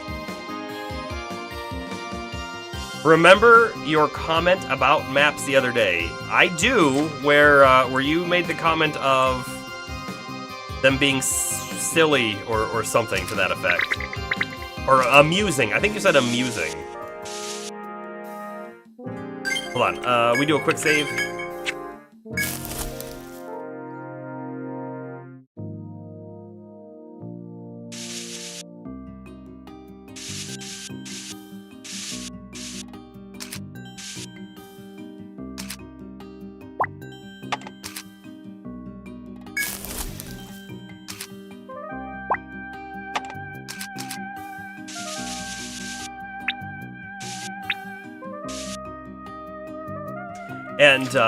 And our initial speculation was, oh no, did they pull a looker on us? A red beak. That's a new one. A red beak. Now, Violet and Palmer are a little low on the HP. Just a little. Not a lot. Little. Man, Palmer is so low on TP.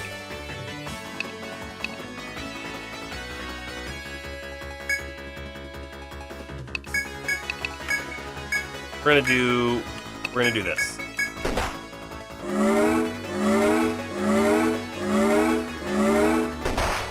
Yikes! Terrified for Violet? Okay. What are we looking like? Cerulean plus Merc might actually kill that guy, but Merc's gonna cure. So how about Cerulean plus Astro? Right? They don't have any resist. No, they do have resistance to arrows. Palmer, you can attack that. South 2. Care everyone.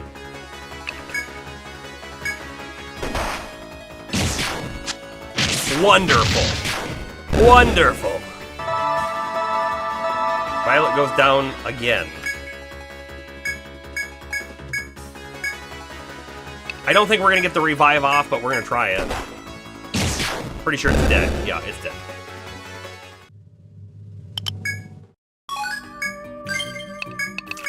Okay, let's revive Violet now. Let's heal everyone now. And pretend that never happened.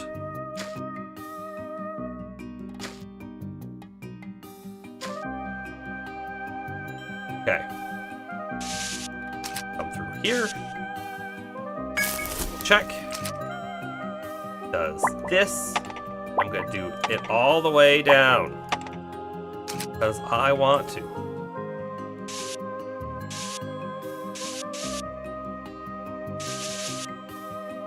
There's a gathering spot right there, it looks like. You know, okay, so these are not secret, by the way. We can see these little fern things from a mile away. Well, from 4 tiles away. I wonder if there's going to be secret walls, though. You know, like here. A chopping point. Sand twig. And sap wine. Okay.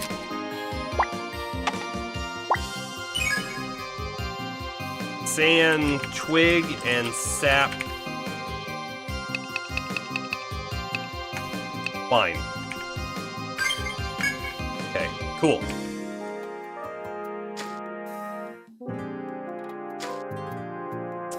Clearly a path that we're going to ignore for just a moment. I want to check for secrets. No secrets found. Alright, the druid has weakness to the same things the other ones do. Fire and blunt.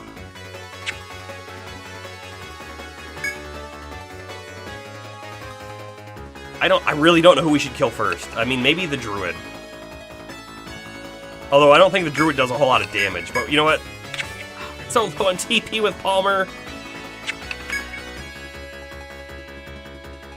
I hate it. I hate it.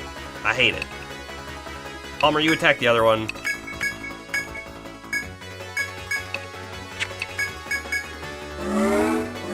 Get that bravery going. Palmer missed.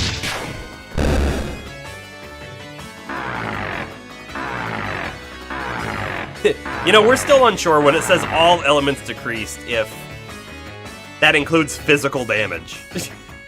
Right? There's definitely some confusion about that being a potential thing.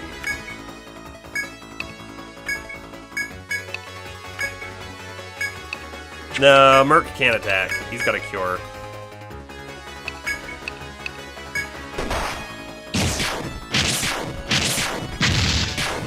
Oh, we didn't kill it, and Violet died. Oh no.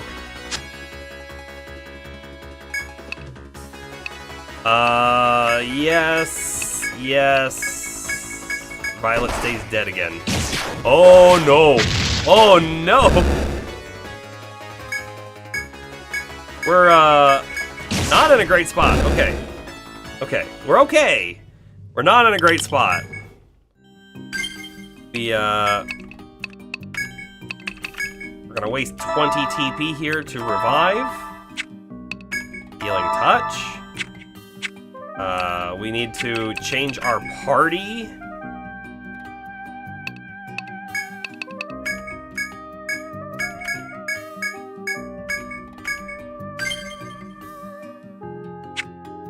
Okay.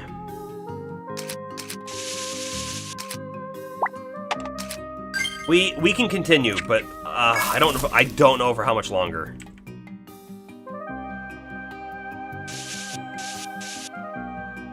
I have this feeling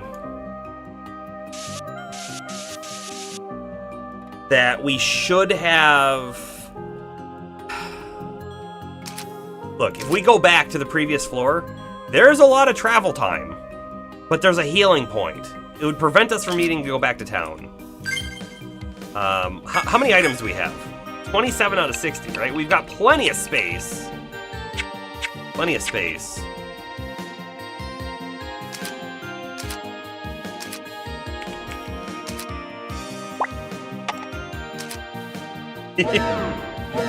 Warning. Indeed. Warning. Checking the walls. Nothing interesting.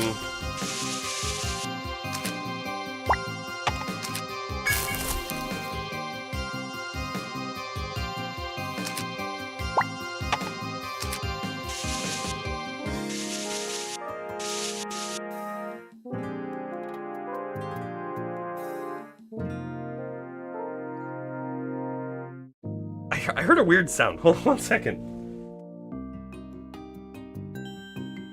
Oh, it's a cat. It's a cat. All right. So far, it's looking symmetrical. Okay. So let's keep that in mind for whatever that's actually going to mean. But I'm betting we're going to get down to the end of here, and there's going to be a way down. We'll check for that. Here we go. Checking walls.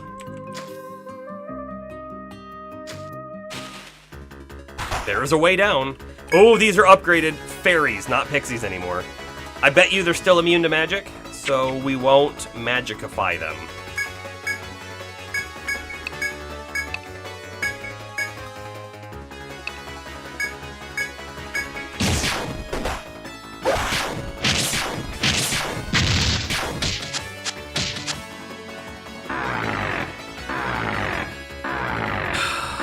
Cursed is the worst.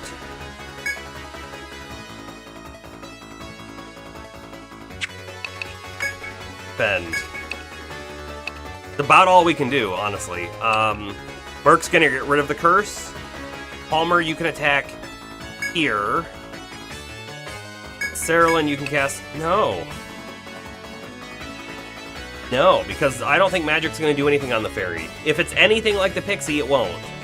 So, let's go back. Let's rewind. Palmer, you attack... You know what? Keep attacking that one. Saralyn, you're going to attack the left one. Refresh, please. Astro, attack the other one. Of course, Saralyn couldn't kill it, though. That was my fear, right? I feel like we knew that was probably not going to happen. It's alright.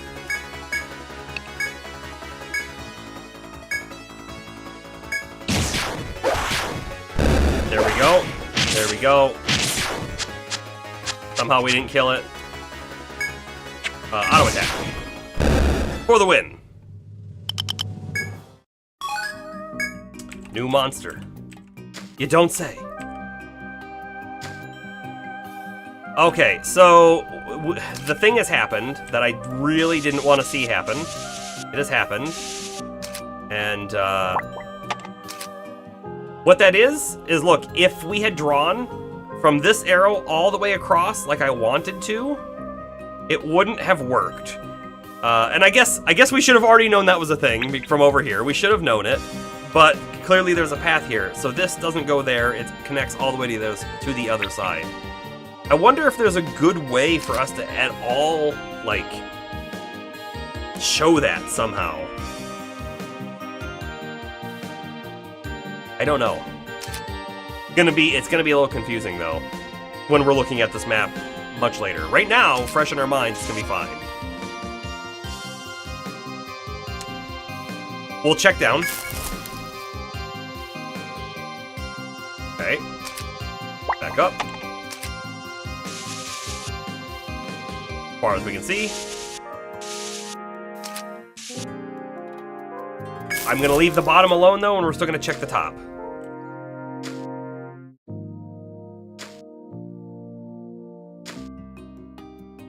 No secrets.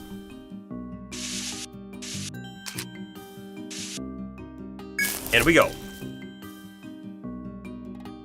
Okay. Gonna do it.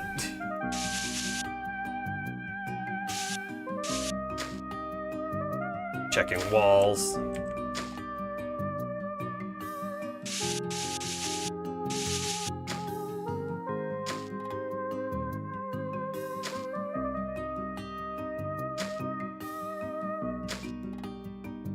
I have a suspicion that this map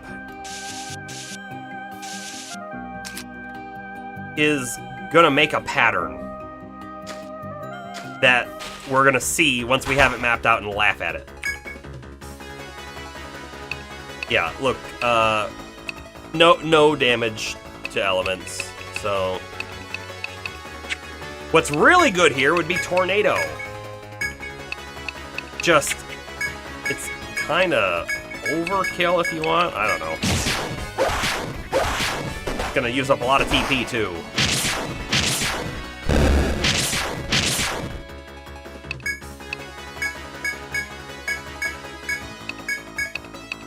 There we go. There we go.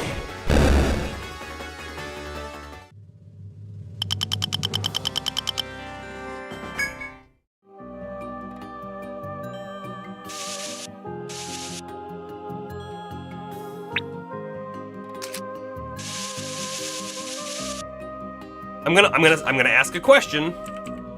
No spoilers. This is a how do you feel sort of situation, meaning if you know, we don't want to hear it. How far? How much left, I guess is more the question, is there to explore in the labyrinth? How much more is there? It's feeling like we've got to be nearing the end. And I don't mean like the end of the labyrinth, but like, I mean the end of the game story-wise and whatnot. It's feeling like we are very much at this moment building to something. Right? With all the forest folk, we are heading in a direction right now that is likely to lead us to more experiences with them. And that might be the beginning of the end of the game. Right? Could be.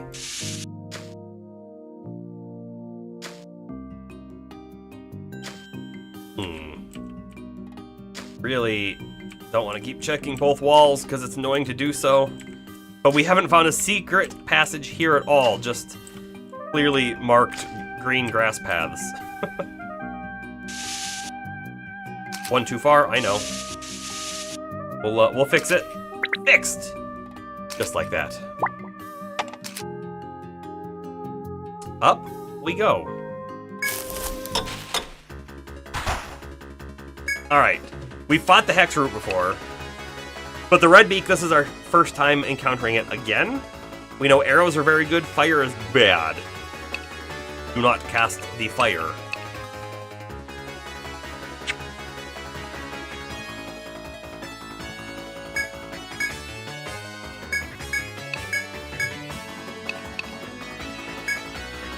I think what I want to try to do here is split the damage up so that they all die next turn. We'll see if that happens, though.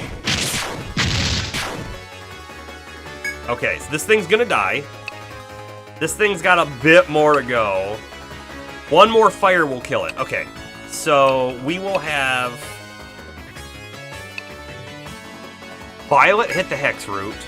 Palmer can hit the Red Beak. Saralyn does fire on the right guy. Merc will also hit the Hex root. And Astro hits the red beak. We'll see what happens.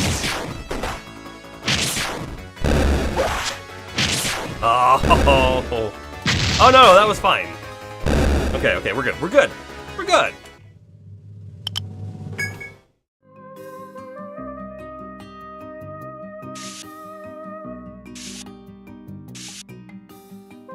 Ooh. All right, this is now looking a little different than what we've seen before.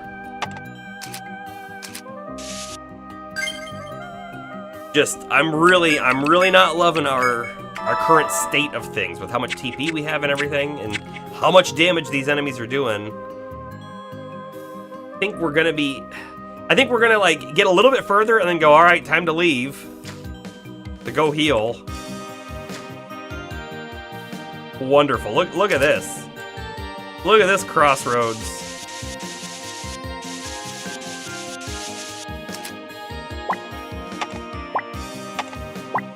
Right, almost certainly like that.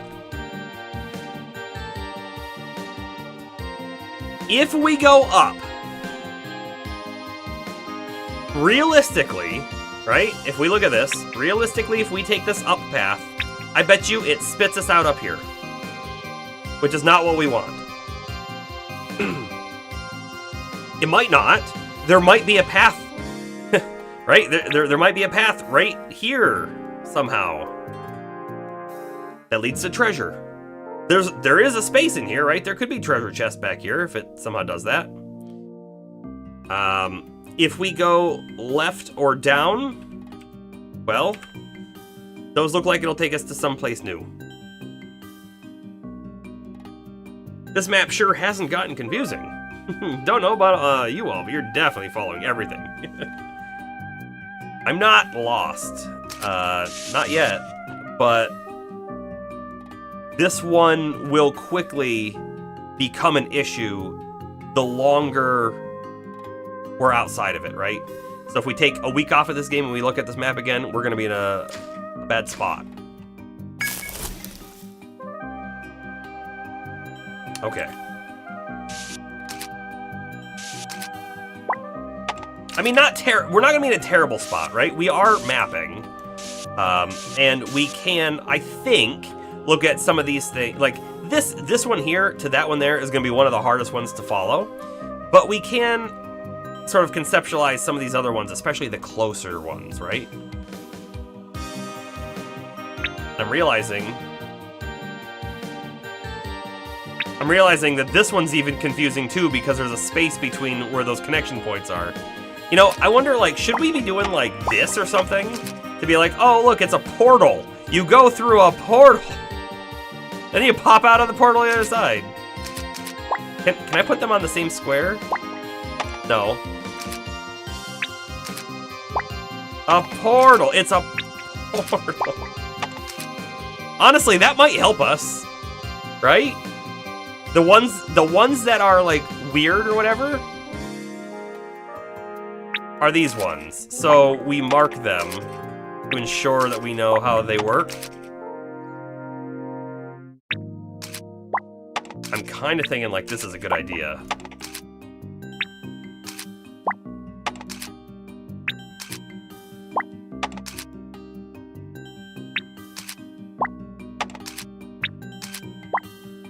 We'll find out, though. If we see an arrow that doesn't lead to a red circle, that means it goes directly to the one opposite it, right? So, like, right here. It goes directly opposite. Even if we didn't have the one in the middle, we would know it goes directly opposite. If it has the red circle, that means it's going to go all the way until it sees the next red circle and then come out. I like this. I feel like this is going to help us out immensely.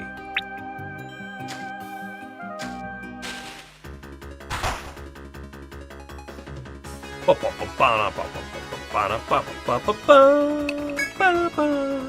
really don't want to use the last of our TP, but these guys are kind of scary. So I think we will.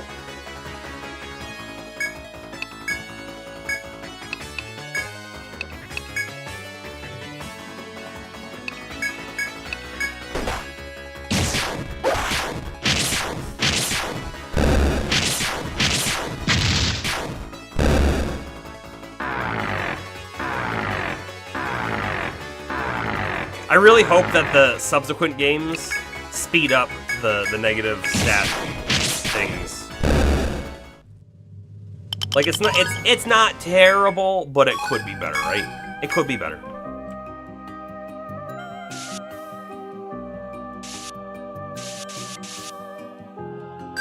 Do I need to heal? No. Okay.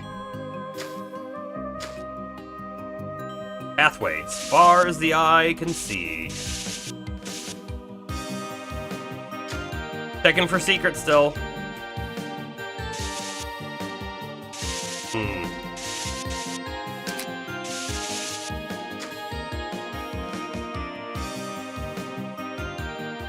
There's a pathway there. We see it now for sure. I feel like I want to mark it, but you know, let's check the other one real quick as well. Same thing. Okay. Same thing.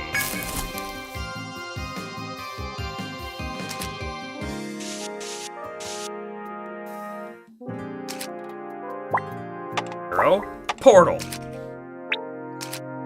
Arrow, portal. Off we go. Now, conceivably, this one would have led to another spot that's maybe right here.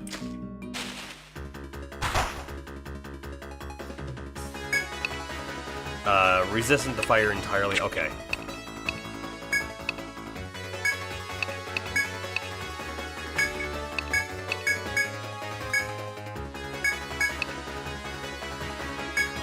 Are all the portals straight shots?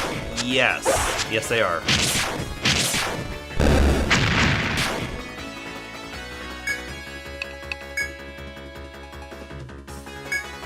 Kinda like a less visual lily pad. Yes. Kinda like a less visual lily pad.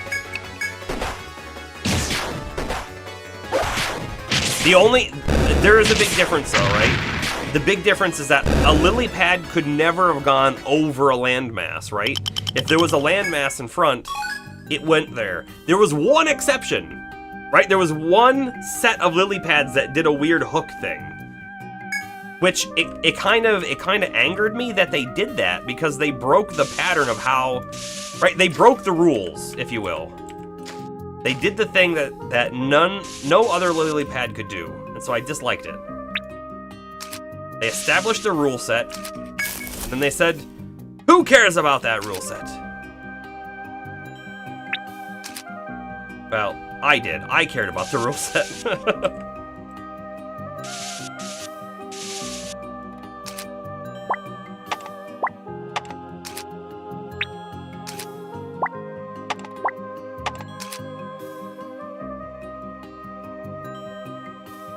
Like, what if this somehow spells something out after we get it in, like, completed? We'll find out. I'm gonna stop looking for secret paths. I don't think there are any.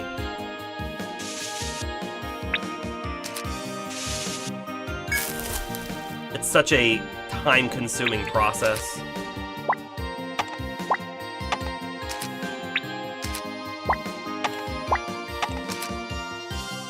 We'll, like, you know, just double check our surroundings and whatnot when we go through a portal, but still. Maybe it spells left turn.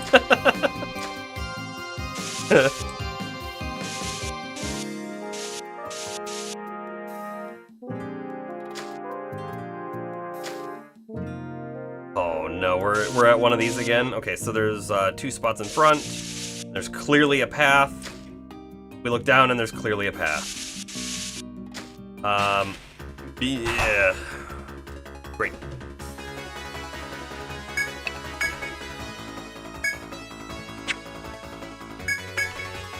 Let's see if we can take it out with Palmer and Cerulean attacking, and sure, Merc.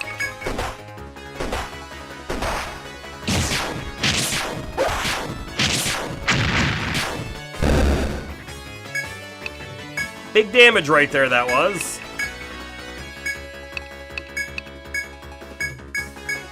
I think Astro kills it. Oh no, but it kills Violet. Violet has lost a lot of XP on this floor.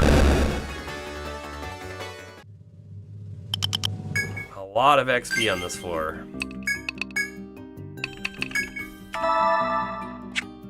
Honestly, we don't have the TP to survive down here too much longer. We don't. I wanna do something here. I'm gonna put a single arrow. Like, I wanna make sure, actually, a single arrow. Can I also put that underneath it? Question mark. Actually, let's just throw question marks. I know that there's a thing here as well. I wanna make sure that we don't, like, miss it.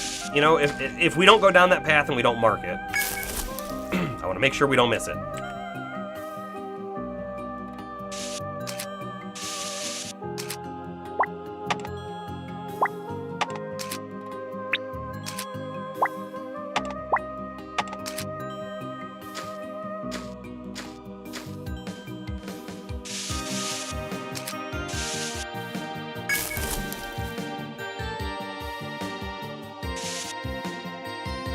Undo that.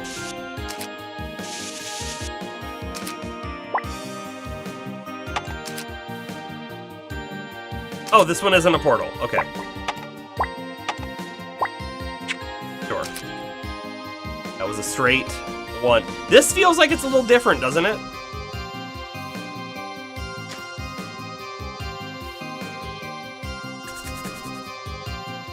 A little different.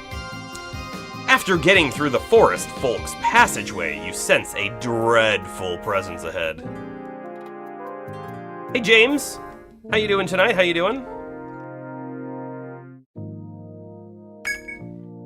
It seems more of the forest folk's protectors have appeared further on.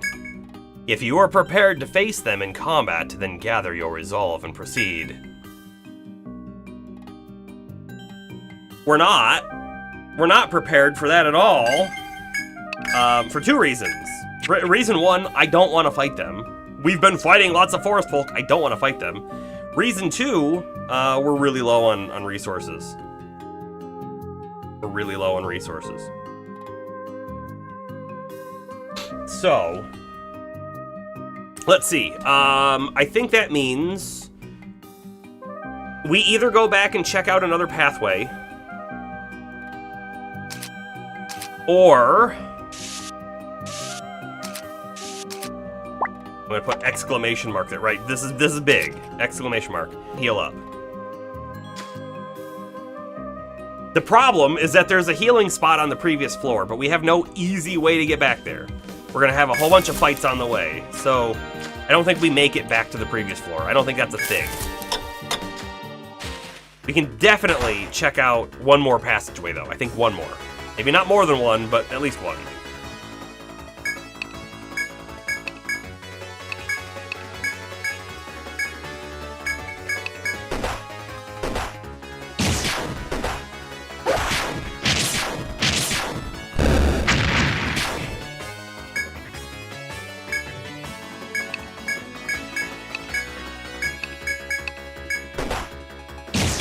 I'm hoping Violet kills it. Yes, she did. Good job.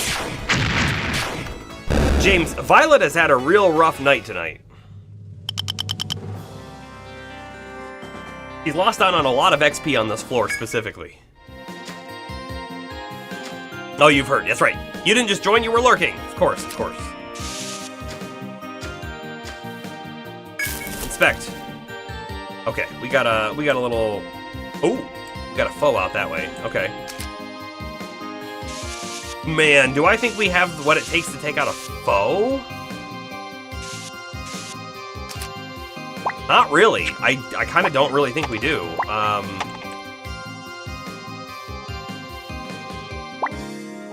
Right there. Playing Sudoku? Nice. I used to play a lot of Sudoku. You were, anyways. How about this? How about we save? How about we save and we try the foe? We're really low on stuff, but it might work.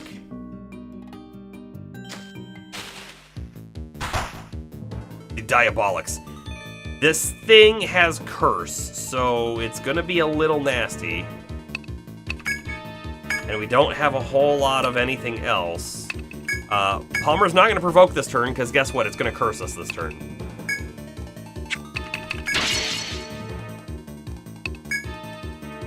If it works, it mercs! We're going to preemptively use a refresh, because I think we need to do that.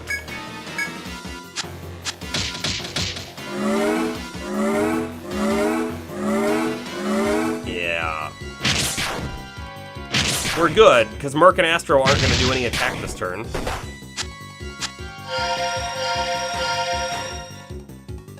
Therilyn was also cursed, but I couldn't see it because of the boost. This thing's gonna have a lot of life. It's gonna have a lot of life. I'm quite worried now. I'm quite worried now. Palmer will provoke. We will flame, because we have to. I think Merc is gonna do just a boosted attack this turn. And Astro will cast Shelter.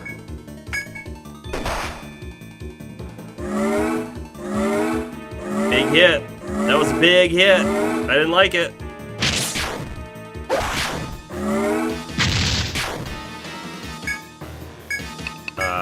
Parry. One of the last times we can parry. Do a Salve 2, which uses almost the rest of the mana. Almost. By the way, we've never read the description. Among the oldest of the labyrinth's tree spirits, its alluring appearance belies its strength. How many people do you think read that and said, bellies its strength? Not weak to any element, but not resistant to it either, so that's good. And it clearly has a special drop too. You see the yellow question marks there?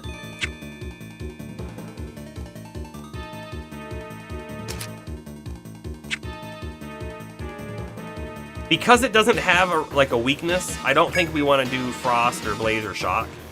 Although it might boost Violet's damage overall because it's adding an element. I don't think I want to do it. What we could do, however, is a Peace Ballad and get some of our TP back. Might let us do one more fight in the dungeon. Also, maybe we die here.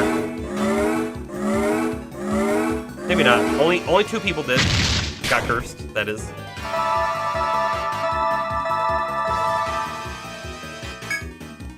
Violet's gonna take more damage here, almost certainly.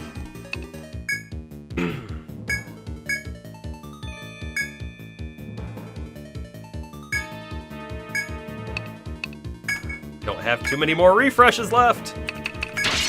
Boost! Attack!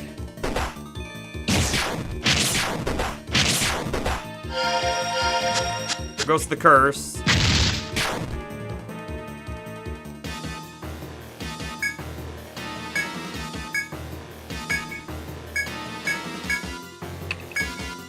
Just preemptively attack, I think. I don't know. It might not be the best idea, but we're doing it.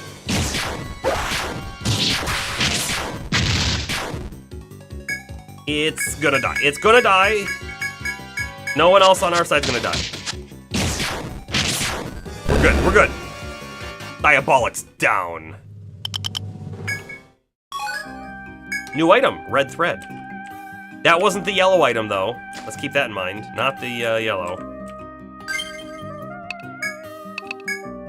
1 TP down. We have a crossroads with a weird little section up here. A secret, perhaps? No, that's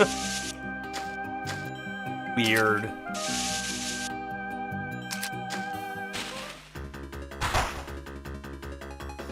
Man, we don't have too much left in us. We don't have too much left in us. I think we use a tornado here because these guys are a little scary.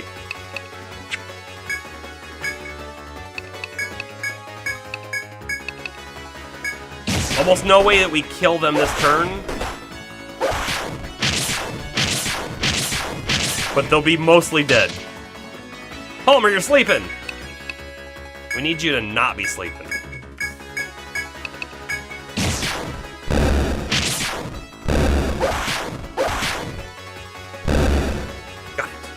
We got it.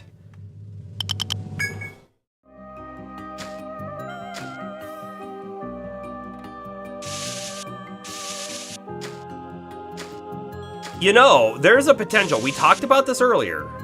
There is a potential that this route is the route to the village and we don't want to go there, right? Maybe there is a way around the forest folk entirely. And if there's a way around the forest folk entirely, maybe that changes the sort of outcome of the story even. Maybe.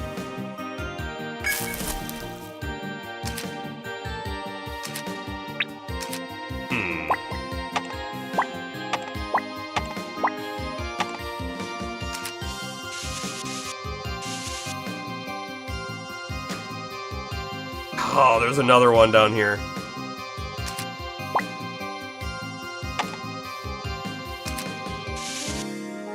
Can we handle another one?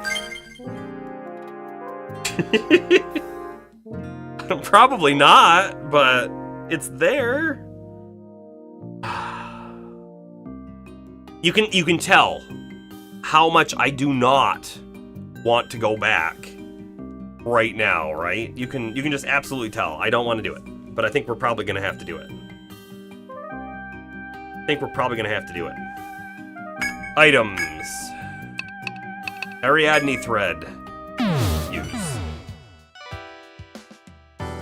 No going back now. We've done it. We've done it, everyone. Let's come back here. Nothing to report, right? Okay, so I wanted to double check. We do have discoveries, though. All of the different kinds of forest folk and some of their monsters. What do we got? We've got Soldier. We've got Mystic. Then we've got Pixie. Hexroot. Warrior. Druid. Fairy. We didn't read this one. The rulers of the Pixie civilization. Their assaults against humans are more malicious. Then we've got Rudbeak and the Imoa. That should be almost it, right? We do have the Diabolics and the Cruella. So they each have 3 drops. However, we only found 2 of them on this one and only 1 on the other one. I have a suspicion.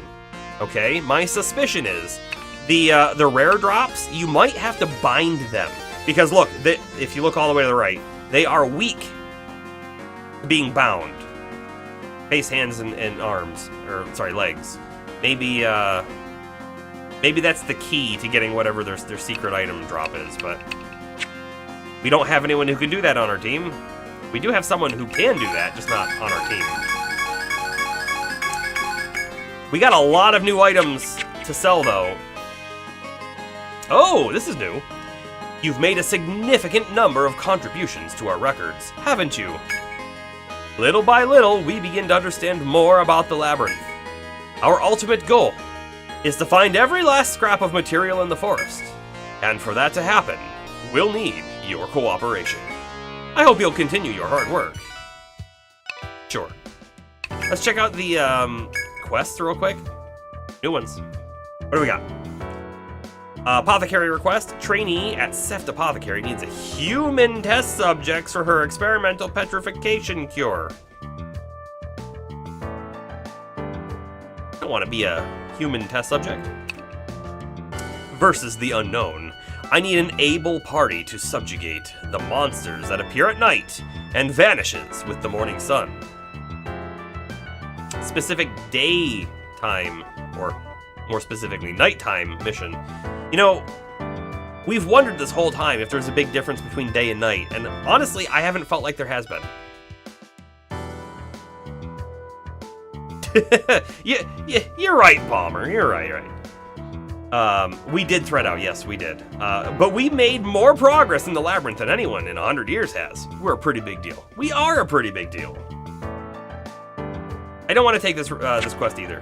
I feel like the quests they have okayish rewards, but like the time investment to get 2,000 N isn't gonna be worth it when we could just go in the dungeon make more real progress and get 2,000 N worth of material drops, you know? That's unfortunately how I'm feeling about most of these quests right now. We pass. We're gonna sell stuff to Shilika right now, but let me tell you, we have to add a lot of things to this list. And that red thread is a new drop. Oh, weird. What? Weird. What is going on here? The thing is, like, not correctly sized.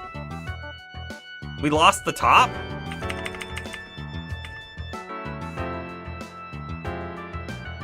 Kill the note. Bring back the note. Do we have... Is it good now? No, it's not. Did we just find a bug in Steam Notes? They weren't expecting us to make a list this long? Is that the problem? Because, like, look, I can't get to the bottom of the list unless I click in there. And if I click in there, then all of a sudden we lose the top of the page. Weird. Weird. Red thread. 1950. Oleander. 450.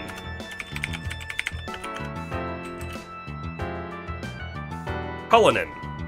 350. That Cullinan's a rare item too. See, it's yellow. Sap wine, 165. I'm really hoping that all of this stuff is going to unlock a lot of new equipment pieces to buy, but we'll see. Steel chip 86, we already have that. That's not new. It might be an issue related to the resolution of the game. You've seen the Steam overlay freak out in bizarre ways before. Yeah, it could be. It could be. Red beak, 85. Yeah, I've got no idea what it might be. We didn't have an issue with this previously.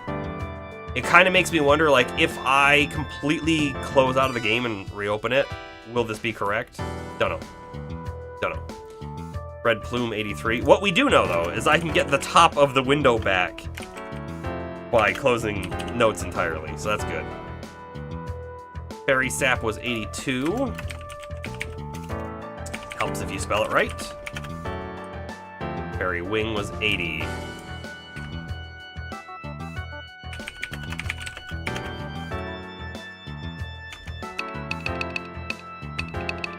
Sand twig is new, 76. You know what? This list was very important to us early game. Is it still actually important to us now? I'm not entirely sure about that.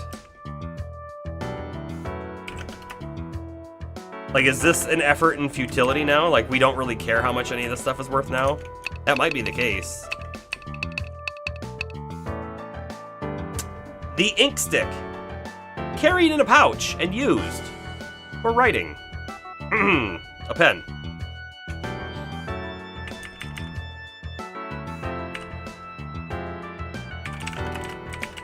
That should be worth more than 72, I'm just saying. Hard shard, we got that one. White skin, I believe we got that one. Okay. Look at it, 5,400 N. Good. Brigandine. Sandy pin. Tiger boot. Rose ring. Royal ring. Something new with the apothecary, too.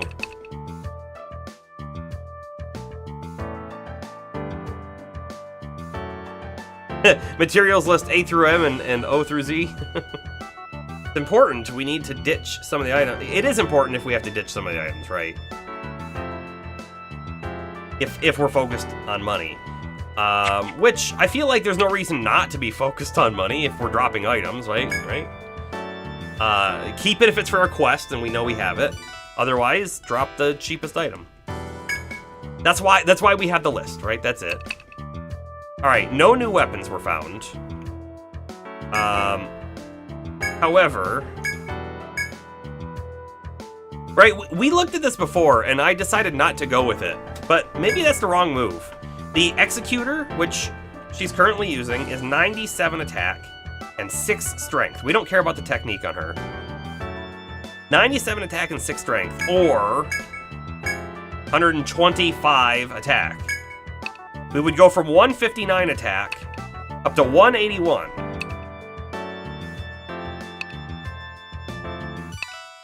I mean, it is kind of a big change. Losing the strength, though, I feel like the strength is a bad loss. That's why we didn't do it. We didn't do it on Palmer either. I'm tempted to keep going how we are. I feel like we're doing pretty decent damage, so I don't know. Could be the worst move. Could be. One more red string. Get this one, which hold on. We're currently wearing plate mail. Let's check this out. At plate mail, we're defense. It's 26. Whoop, that was right there. But I'm more interested in the defense on the side, 86, because we don't know what the other pieces are going to be. So 86 is what we're at. Brigandine would take us up to 92, just a straight upgrade. This one would take us to 96, cabin plate. And the Jazzerant take us to 95, but look, the HP and the TP maximum goes up too. Give him some emote love. Yes, the emotes do need love.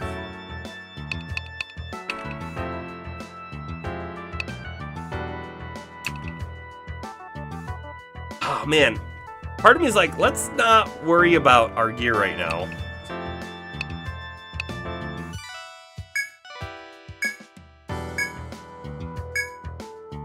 Although this piece right here is 10 more defense for Palmer.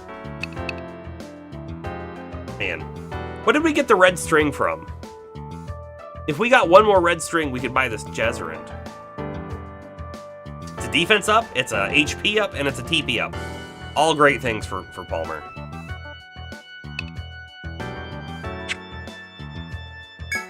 Was there anything else? There was an Ebon Aspis for more ink sticks, but it's lower defense and lower vitality, so not an upgrade. Sandy Pin, defense up and TP up.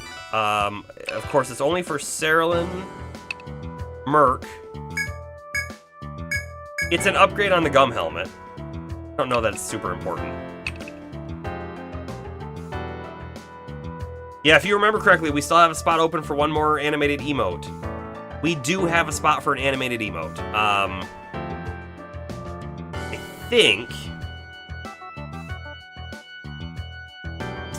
I think I could even get more if I used the built-in Twitch notifications that like display on screen, which I'm doing today with Stream Elements, right?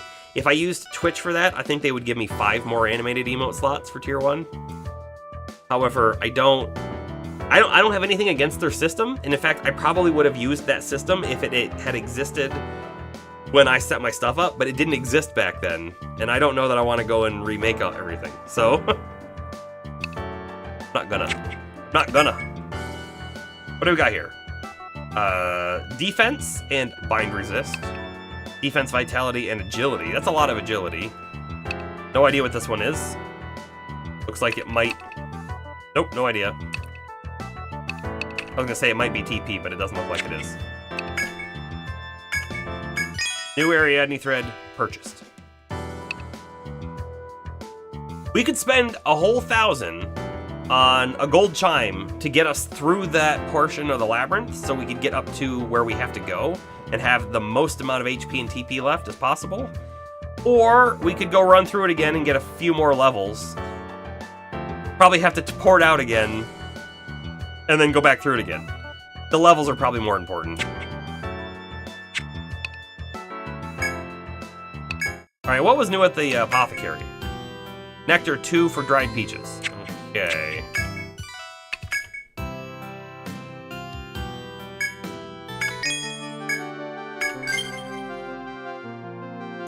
Here we are.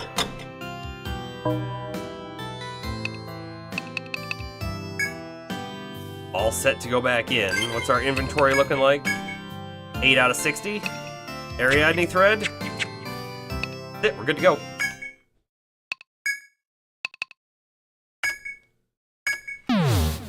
It would be cool if there was an item you could use to like a Diablo portal, so you could go back in where you left. 5 more emotes? No one needs to emote that much. You got 5 emotes. And they're happy, excited, mad, dance, work, do it, and chill. It's true. We do have, we have a few emotes that cover a lot of different things. But I do feel like we could always use more. It just comes down to what we want. And then I have to either figure out if I'm gonna get it commissioned or make it myself.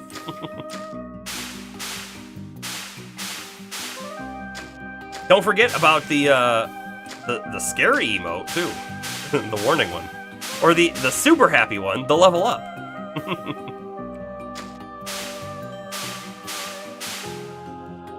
Did I see that right? I feel like I saw a gather spot right back here. I probably didn't see that right. Questioning myself now. Yeah, and a bunch of honorable mentions. I do like those ones. I like all of those ones.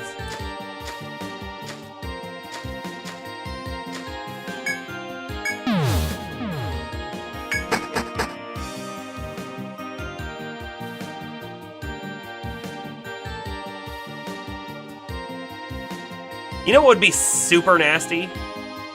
Is if there was a shortcut right here that I'm not unlocking because I don't wanna hit this one or this one.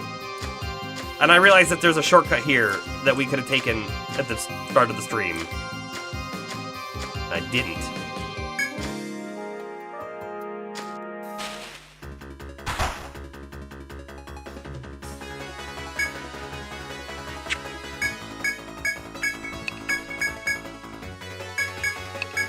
Bravery!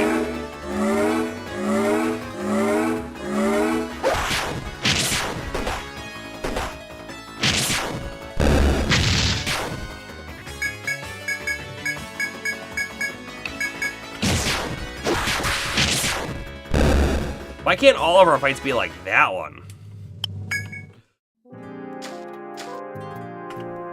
Lower levels are just that much scarier.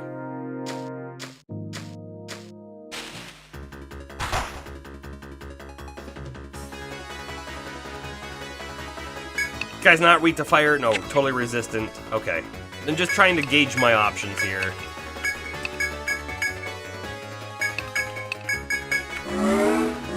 Probably should have provoked.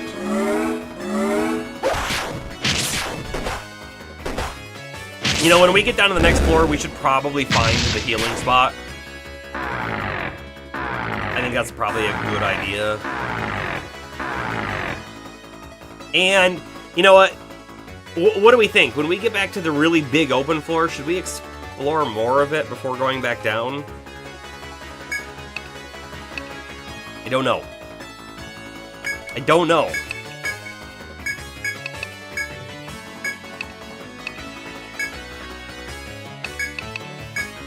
Explore! All right, we'll do that. Because who knows what else is on there? And what if we do explore and we find something totally different and we really discover that Ren and Shlachka kind of lied to us? You know? Like, what if that's a thing?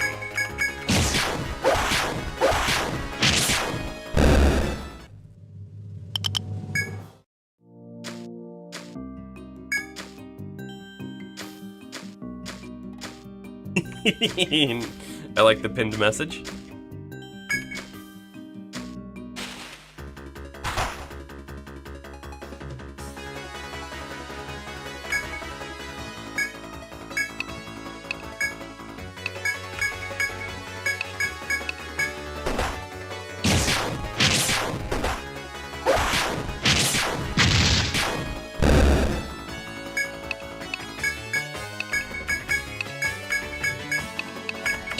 They should die this turn.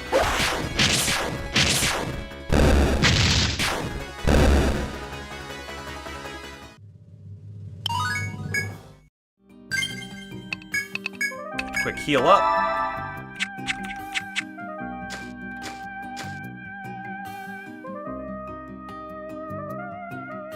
If we're committing to exploring,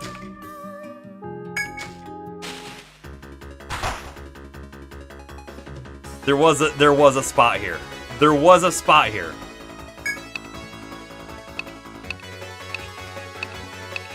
I should almost do an Inferno here, honestly.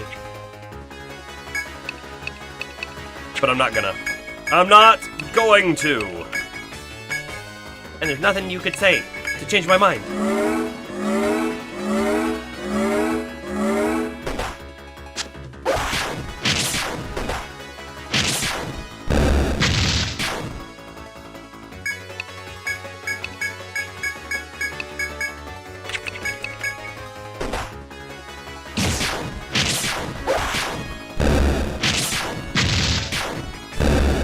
Okay.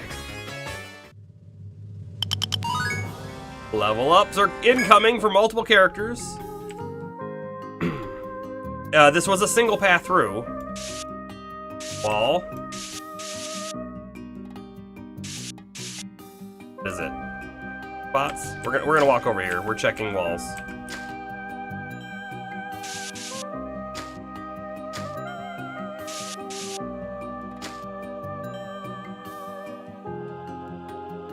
It's too bad that this right here isn't a two-way, huh?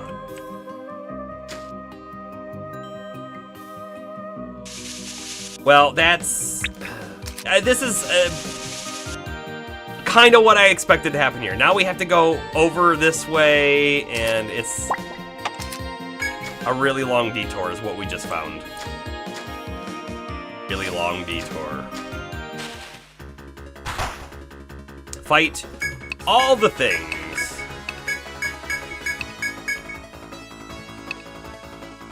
I'm not gonna use Brave. I'm not gonna do it. We're gonna win without it.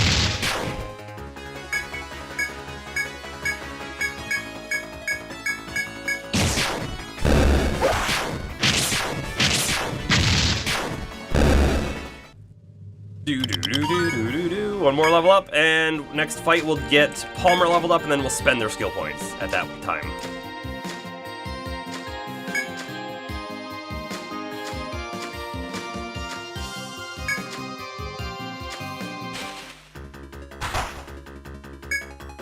Okay, we can do fire on him. I'm gonna do fire on the other one though.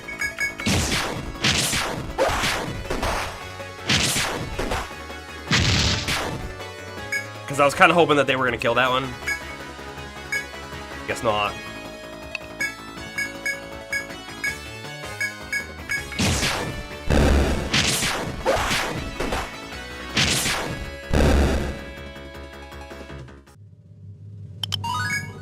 Okay, time to level up after we heal. Okay. Axes. That's what we're doing there. Palmer, Shield Mastery again. Cerulean, Inferno, we're maxing that out, and then we'll do more Flame. Burke is doing... We took Salve to 5, and now we're doing Cure 3 all the way, right? So, doing... Watch this number here. It goes down. So it's going to make Cure 3, which is our best healing spell, single target. Really cheap comparatively, and make sure it goes off before enemy attacks go off. So I think it's quite important to get that leveled up. Astro's got a point as well that we're doing in recovery now, right? Because we're trying to get to divinity. This one sucks though. Blessed Aria that recovers party status ailments more quickly. Well, that's all it does. It doesn't do anything else. And turns out Merc has an ability to get rid of them instantly. Not more quickly, not reduce how many turns they're on us for, just remove it. So like this is kind of useless, but we want the XP one. We want it bad.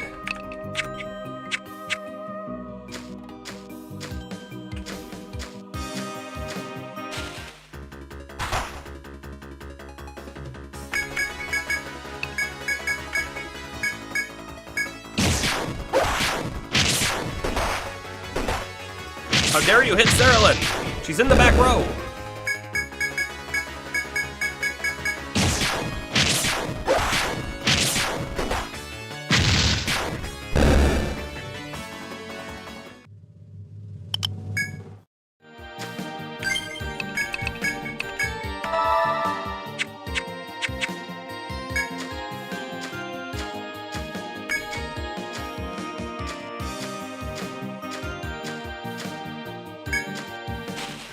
You know, the shortcut that we have here is technically a shortcut, but it is also not as short as I would have liked it to be.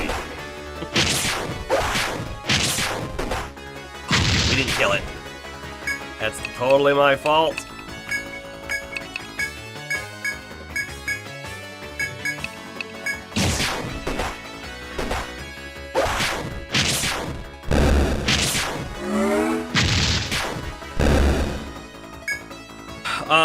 So was there anything in the Nintendo Direct that I should absolutely check out, like, immediately?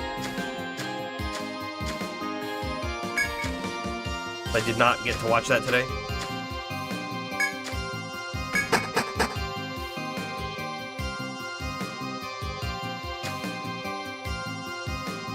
All right, we're doing some exploration here.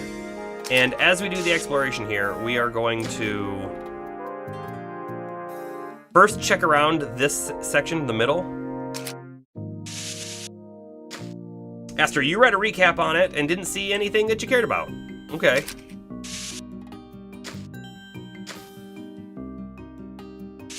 I hear that. Don't know that I will care about too much of it either. I did hear a rumor. When I say here, I don't mean really, I read it online, but I heard a rumor that Pokemon Gold and Silver might be part of the next Pokemon Direct or whatever they call those ones.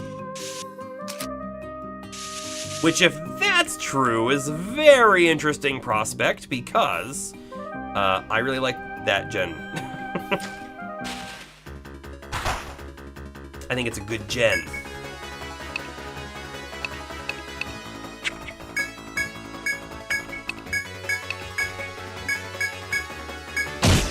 I probably should have braved on Astro.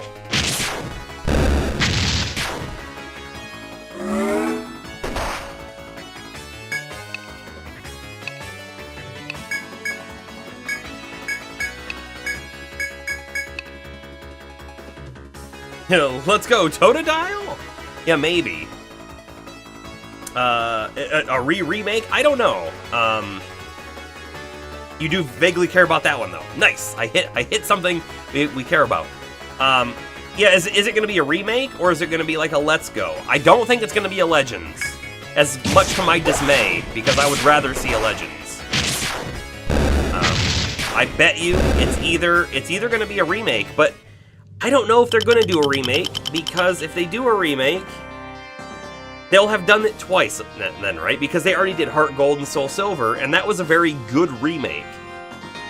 In fact, like, it kind of makes me feel like, well, they don't need to remake it again, just play that game. Unless they're going to be like, all right, we're going to remake it in Pokemon Scarlet Violet style of open world-ish 3D, which I don't think is going to happen.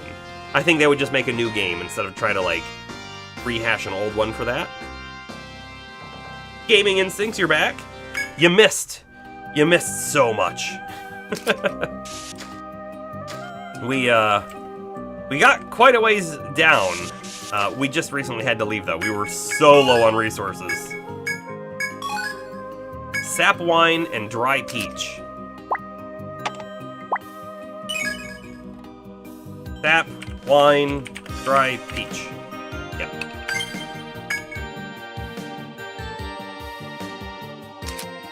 And we're talking about the rumor of a Pokemon Gold, Silver remake, or that there's going to be something about it coming up.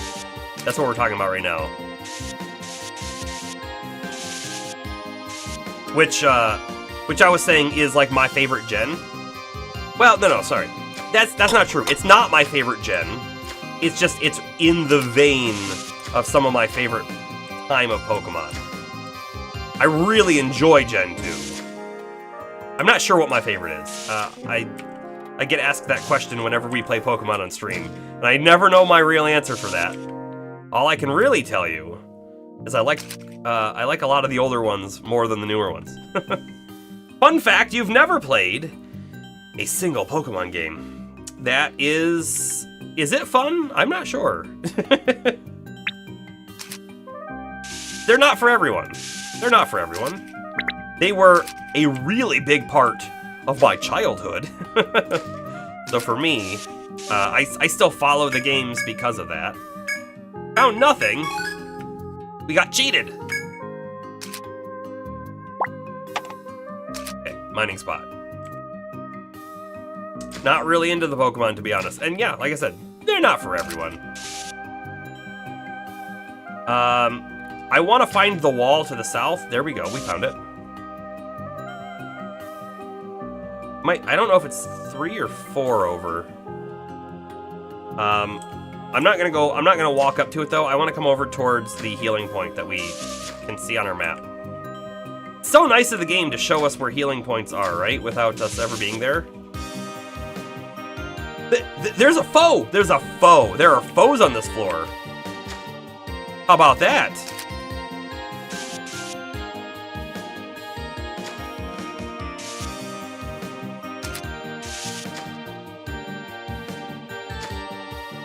Here we go. Okay, here's the way in. Ball. Healing. And it probably looks like that. And the Pokemon's gotten too much for Bomber lately. Did I see the foe? Yes, I did. We heal. Party revitalized. Okay. Part of me wonders, like, should we go back and fight the foe and see what it is? But the other part of me is saying, let's not waste our time. And actually, we're one step away from healing. I'm gonna go all out on attacks here and then go back and heal. Because we can. So you explore and have to create coordinates on the map? We have to create the map, yeah. Yes, we do. It's like part of my favorite part of the game. Making the map is so cool. It's so cool and fun. But I feel like you have to be into maps to want to do that. And I'm gonna weirdly say I am into maps. It is not unusual in the slightest for me to be on Google Maps once a day. And you might think that sounds really weird, and it might be really weird, but also, Google Maps does a few other things too, right? I use Google Maps when I'm like, oh, what hours is this store open? Or what, how did it... I was today years old when I learned I could use my mouse wheel.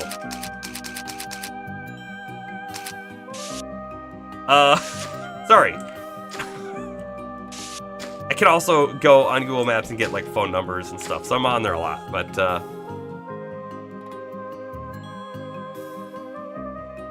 Astro, you're really guilting me hard there. Is XP a waste of time? No. Especially with a healing point right here. Like, what was I thinking? Here's what I was thinking. I was thinking, okay, if I go fight that foe, it's gonna deplete our resources. And my thought process was, the longer we do other things and we can't go lower, the more time all of these other foes have to respawn, and then I'll have to fight all the foes again. But doing one fight here and then hitting the healing spot wouldn't have wasted like any time at all. We probably should have done it. We probably should have done it.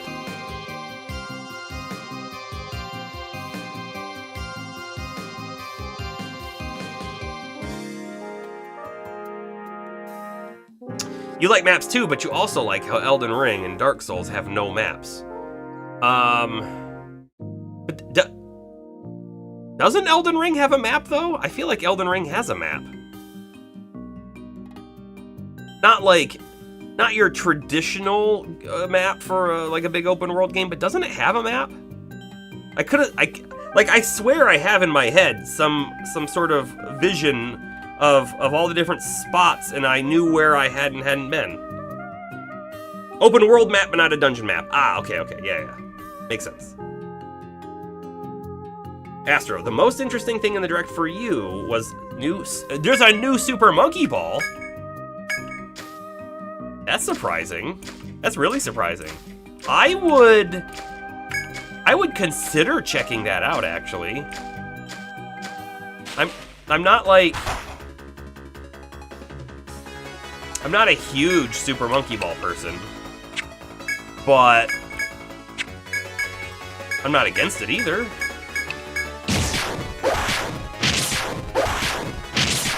Oh, we didn't kill it. We're really close. Palmer, you attack it.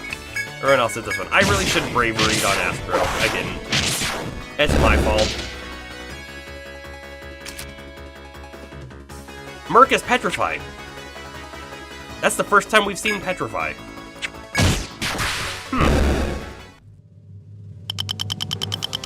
It's nice seeing Grounded go into Switch along with Pentiment. Alright, so, Grounded... Oh, by the way, we totally did something slightly dumb too. I guess we wanted to come down here, but there's a shortcut right here. We could have just, right there, cut out half the map. Oh well. Grounded. Grounded is on the list, on our backlist to play. I have wanted to play Grounded for so long, but I wanted to also wait for it to come out of early access, which it is now. So now it's literally finding the right moment to play it, and then we're gonna play it on stream. We'll absolutely do, not a community open server, but I'm gonna do a server, and Mad Tea Party will probably play, and LeCloud will probably play. Merc is still petrified between battles.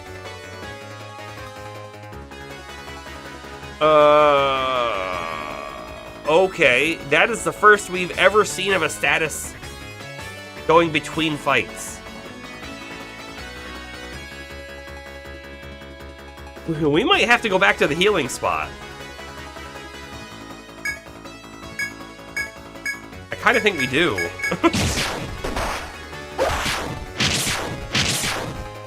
The old Super Monkey Ball commercials were super awesome. They had adults voiced by kids and it was so funny. I don't know if I remember that. Also now Violet's petrified. This is really bad. How did we not see any of this before?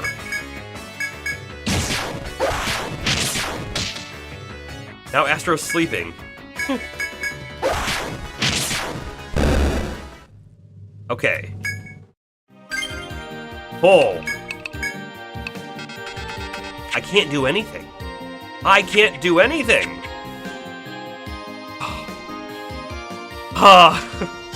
Here's the thing, I'm gonna watch one of the old Super Monkey Ball commercials that you posted and go like, oh yeah. But right now I can't remember them.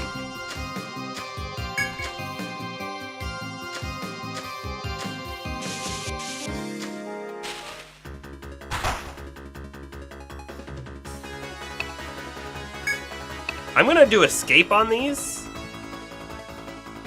Maybe? No. I think we're fine. Let me provoke from Palmer. Let me use Inferno. We're going down to the healing well. Let's use our TP up. Not a big deal. I think I just want Astro to attack though. Yeah, let's not talk about how long ago that was, Bomber. No one needs to hear that. Okay.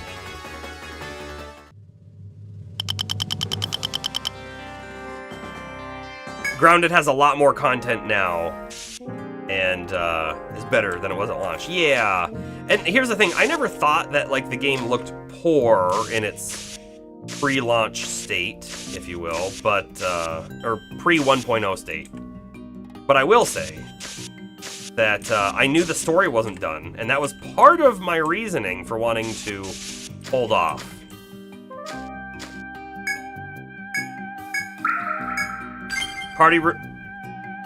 The party is revitalized, but the petrify remains.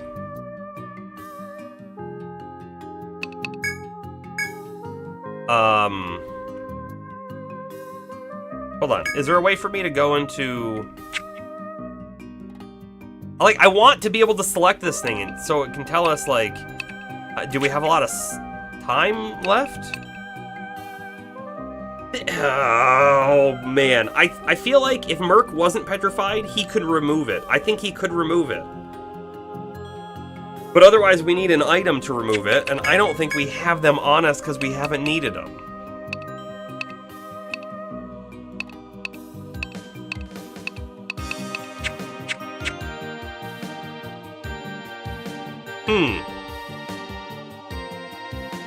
You're excited to play Grounded when it's finished, but need some friends to play. Well, it's finished. I think it's finished now, but you want some friends to play with. Yeah. Well, we can maybe talk about that, Bomber. We can maybe talk about that.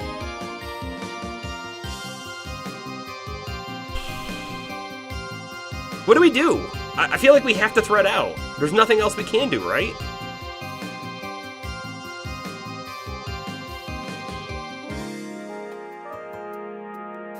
It's such a disappointing moment, because then we're gonna have to run all the way through those other floors again, but I don't know what else to do about this. What I do know is there is a quest line for human test subject. Let's see. This one.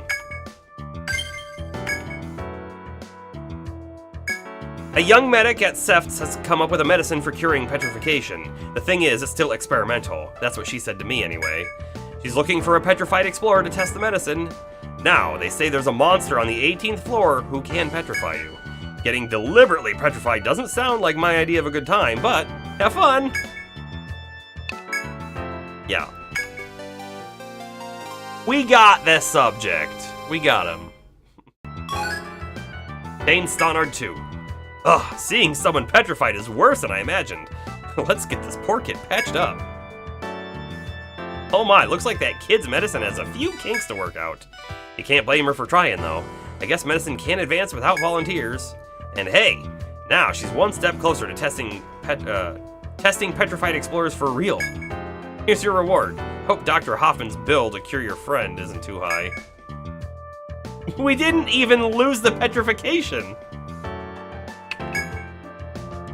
Wonderful. New request, though. They need the limb of a large bird in order to develop a new medicine. Hold on. Do we have that on us by chance? I think it's just called bird limb. Like, I'm pretty sure we have a bird limb somewhere in this list. You know what would be really nice if this wasn't a text field and it was instead a spreadsheet that we could sort. That way I could sort it by column price normally and by alphabetical name otherwise. But I'm pretty sure bird limb is in here. Oh, it's right here. Yeah, we don't have that. Maybe later. Yeah, petrification as in turn to stone. Yup, that's what that is. That's what that is. I don't think we found anything new. Dry peach, maybe? 99? Nope, we have that one. Sell it all. Another 1400 N. The Sheeta, the Blade Whip, the Wyvern Mail are all new. Double check.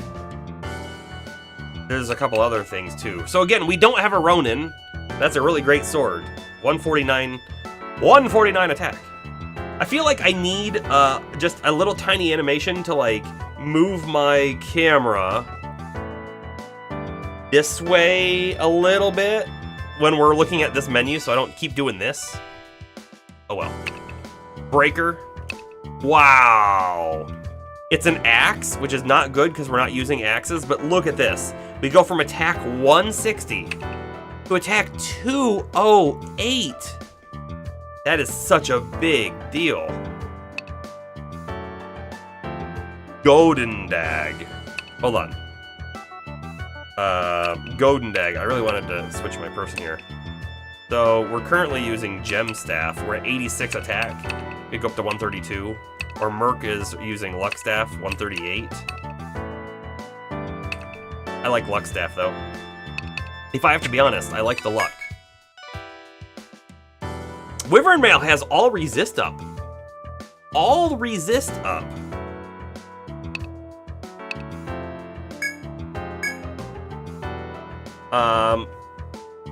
Honestly, maybe we do this.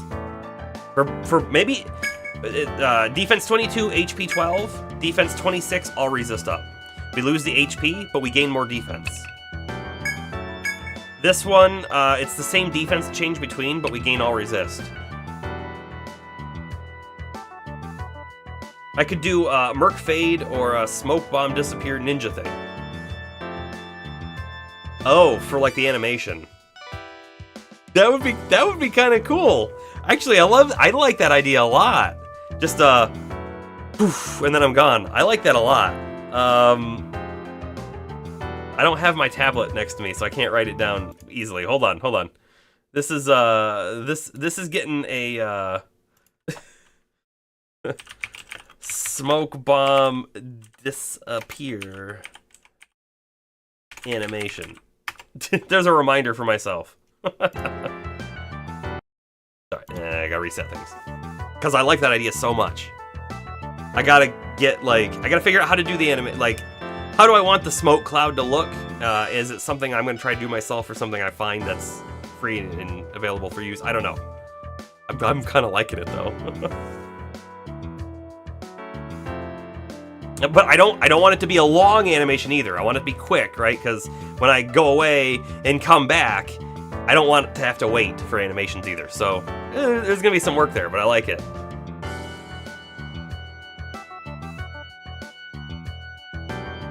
All right, we're buying this for Palmer, but not for Violet. That's what's happening. It's expensive too. That's okay. That's okay. Nothing new there. Ah! Ariadne thread. Purchase that, yes please. And then, I guess we have to go to the apothecary.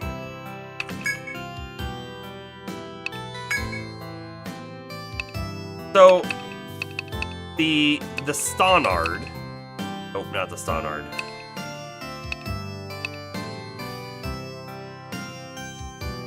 Theriaca B says it removes status ailments.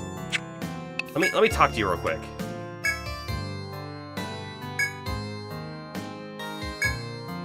Do I have to revive? I have to revive. Are they technically dead when they're stoned? Ooh, hold on. All right, we're gonna try something though. Merc is going to use refresh, which works. So as long as Merc isn't the one who's hit by the petrification, we're good. But that's the caveat, right? That's the caveat. All right, we store the full armor.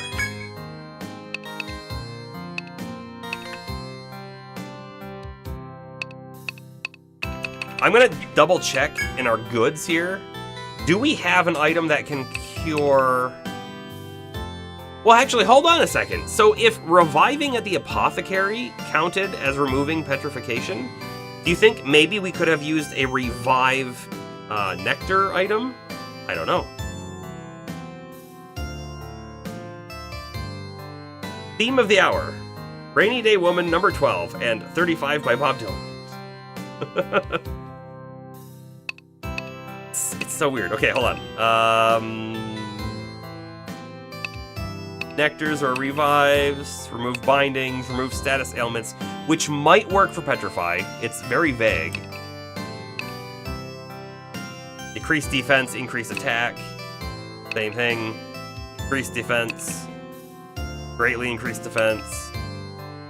Lessen ice damage, and blaze oil. So we don't have a petrification cure for sure. We just think maybe Theriaca B does it. Maybe. Alright, be safe. We go back. The long walk. Not that long, I guess, but it is. You'll link the Discord later. I will check that. I didn't fully get it.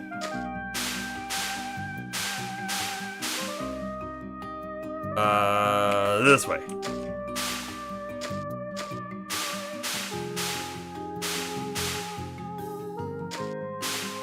Oh, I went the wrong way. We did a little loop. It's okay. By the way, this is the spot where I said that I thought I saw a gathering spot. No, you know what I saw? I saw moving sand, and I thought it was a sparkle. Wasn't quite the sparkle that I thought it was, though.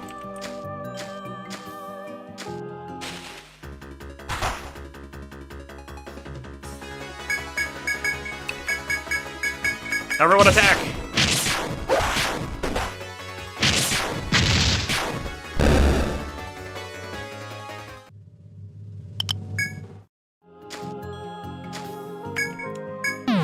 I'm pleasantly happy with the difficulty of the floors that we're hitting right now.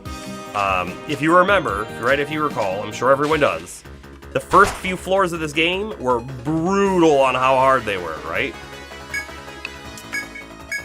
Which was a lot of fun. But then,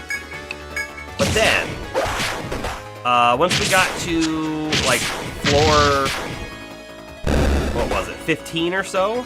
All of a sudden it wasn't so difficult anymore. And honestly, it was probably just because we had a good party set up and whatnot. But now the difficulty has ramped back up a little bit here. And I'm quite enjoying it. Now, the petrification, though, is a little cheap. So hopefully, as long as it doesn't happen a lot, it's fine. If we find that all of a sudden we can't get through that floor without getting petrified, well, we're gonna have a little bit of a problem, aren't we?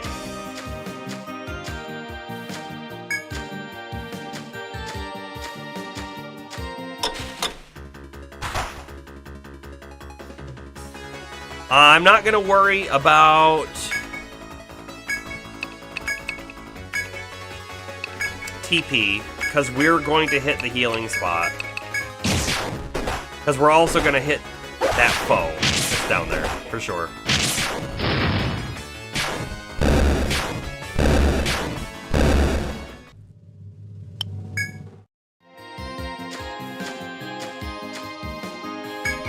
Thanks for the links again.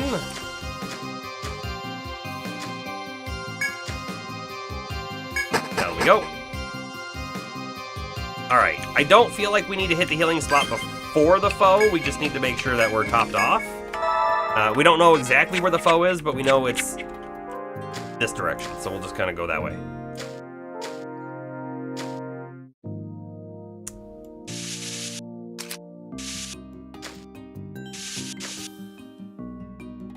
It should show itself to us soon on the map, I would think.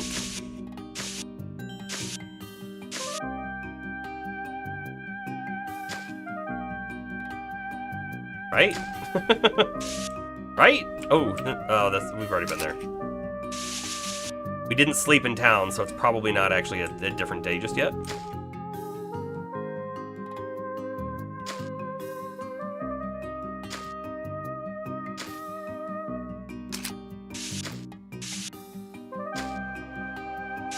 Oh, F.O.E. Where are you?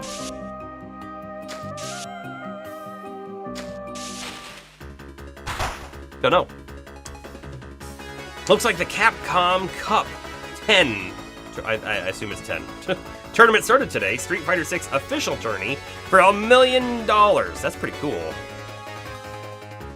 Good chunk of change, that's for sure.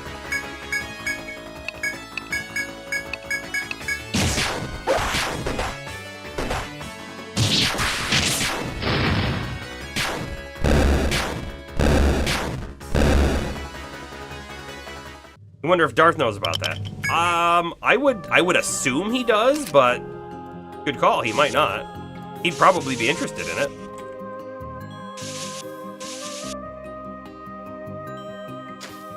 All right, where do we think this foe's gonna be at? There's no secret walls here, by the way. We're like at the edge of the map, so I'm not too concerned about that, I guess. Aha! We found the foe. Where's it going?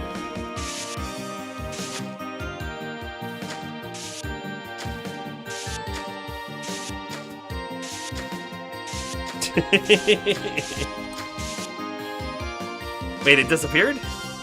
Now, did it disappear because it actually disappeared, or is it because it's just off of our map or view?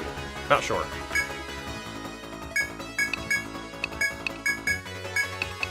We're using a lot of TP, but again, there's a healing point, so I hope this foe isn't crazy strong.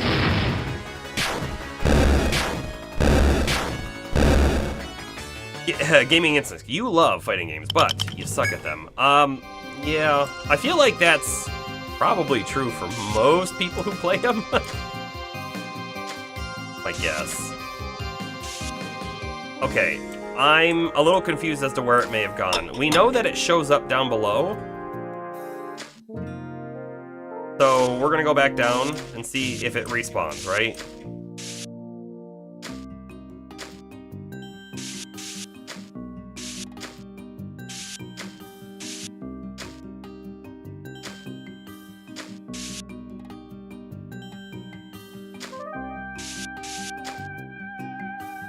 I had thought that it was like looping here somehow, but I'm really not sure about that anymore.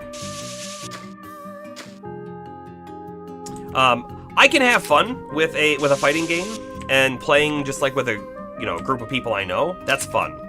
Playing the game like solo and stuff is also fun. Playing a fighting game online, you have lost all the fun. Everyone online is better than you, and that's the end of the story. Doesn't matter how good you were at defeating that computer opponent. That online player is way better for some reason.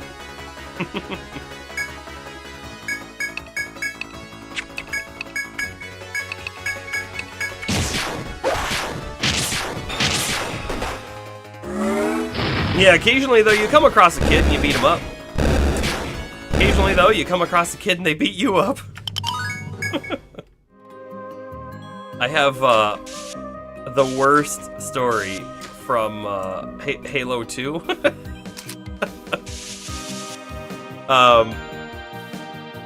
When Halo 2 was relevant, it was actually it was in the later years of Halo 2. I used to play I used to play a lot of first-person shooter games. And I would play online a lot as well. I don't do basically that at all anymore, because it just doesn't interest me as much as it used to. But me and it was LeCloud. Like I say, it was towards the end of Halo 2 being more relevant. It had been out for a long time. We were just like, what should we play? And we're like, maybe Halo 2? Okay, so we played Halo 2. And we were online, and we did duos, and we went up against these two kids, and they were definitely like 5 years younger than us or more. And this is at the time, right? Many years ago for Halo 2. And they talked the worst Xbox Live smack talk that you could talk, and they crushed us, which is sad because had we been at our prime in that game, we probably would have easily won. But I don't think we played that game ever again. Online, anyways.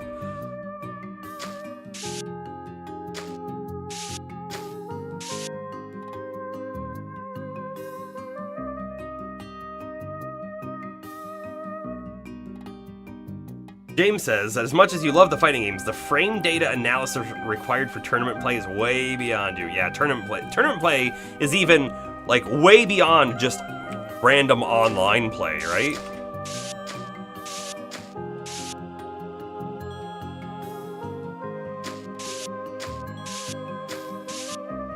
Where is this F.O.E. at?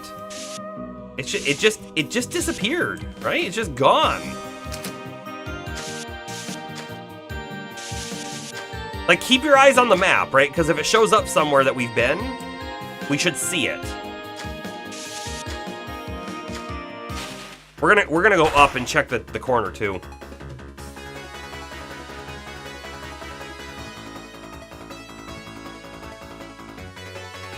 You remember playing a Halo game on a machine that couldn't render the invisible effect, so they were very easy to spot?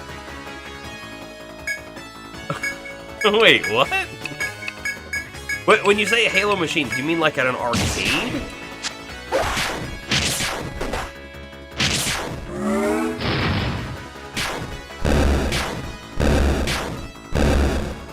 But man, like original Halo, playing original Halo, couch co-op, I say co-op, not co-op, couch PvP with just like a group of friends, a lot of fun, right? Although I would say probably not as much fun as the old GoldenEye couch PvP stuff, but still quite fun. Hey, a take spot! We haven't seen a take spot in a long time. What do we get? Sand cloth. And more sand cloth. Okay, I do want to write that there in case we ever need to find more sand cloth. Yeah, no odd job. Oh, it was the PC release. Oh, that makes so much more sense. In my head, I'm just thinking Xbox. I'm just thinking Xbox. Good night, Bomber. But yeah, PC makes a lot more sense then. I don't believe I ever played it on PC. I didn't actually own the original Halo either. I played it a lot, but I didn't own that one. I don't know why. Honestly, I should have bought it. I could have bought it. I just never did.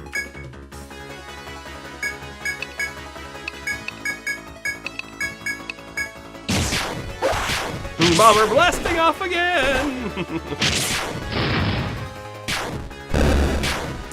You know what's wild? Games have gotten so advanced visually that they have surpassed Square Enix CGI from the Final Fantasy X days. Yes. Yes, they have. Yes, they have.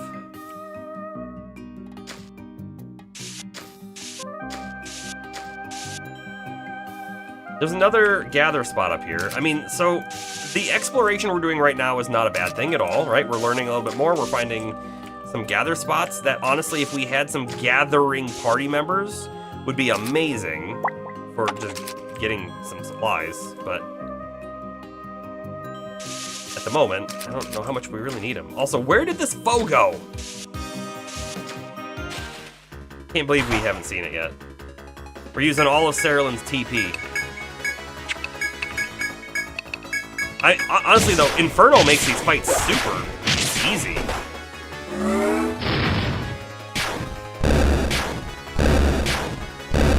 Super easy. Do we think that what happened is the F.O.E disappeared because it can't spawn at nighttime? Because it did change to nighttime. It's now 8 p.m. Maybe it's only a during the day kind of F.O.E? Oh, no, it's there. I see it. I see it down below.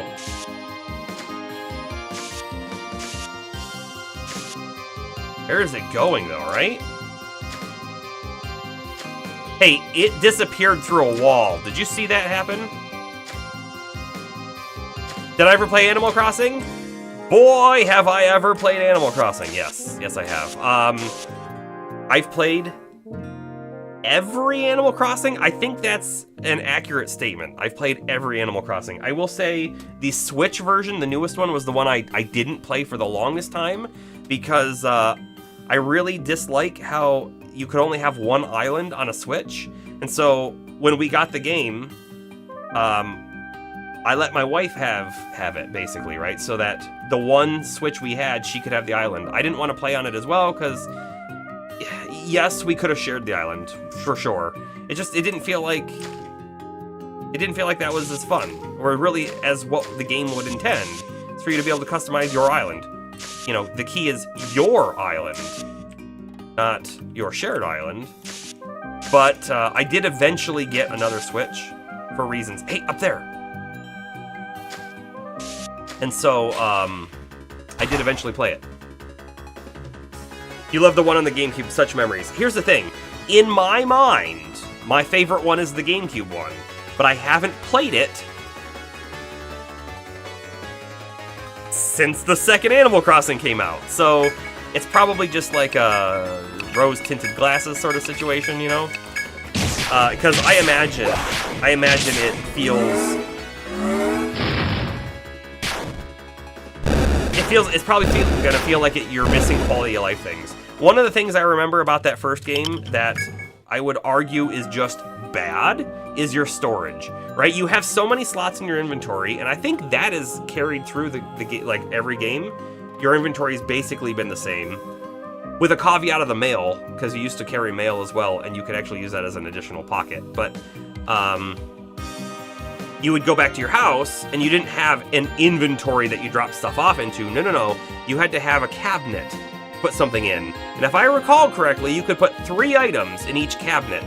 So I vaguely remember what my house looked like, and there were absolutely rooms and or floors, like the basement, that was just an entire, like, wall, or not wall, like everything. Almost everything in the basement was all storage for all the stuff I didn't want to get rid of, you know? I do remember that, hold on, it's right there. Do we think it's gonna go off? Did. It's like it's hitting a wall and then teleporting.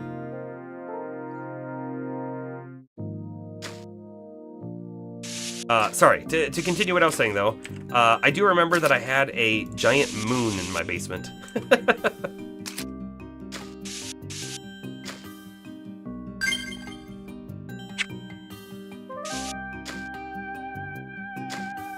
If we keep mapping the floor out, we'll eventually know where the stupid foe is at all times. It's down in the bottom, I see it.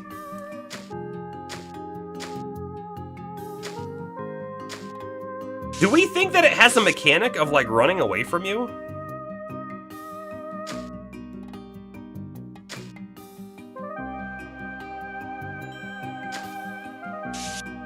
There it goes again.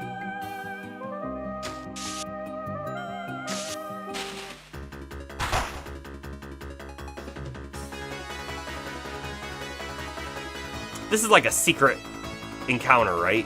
That you have to somehow suss out how to even get to it?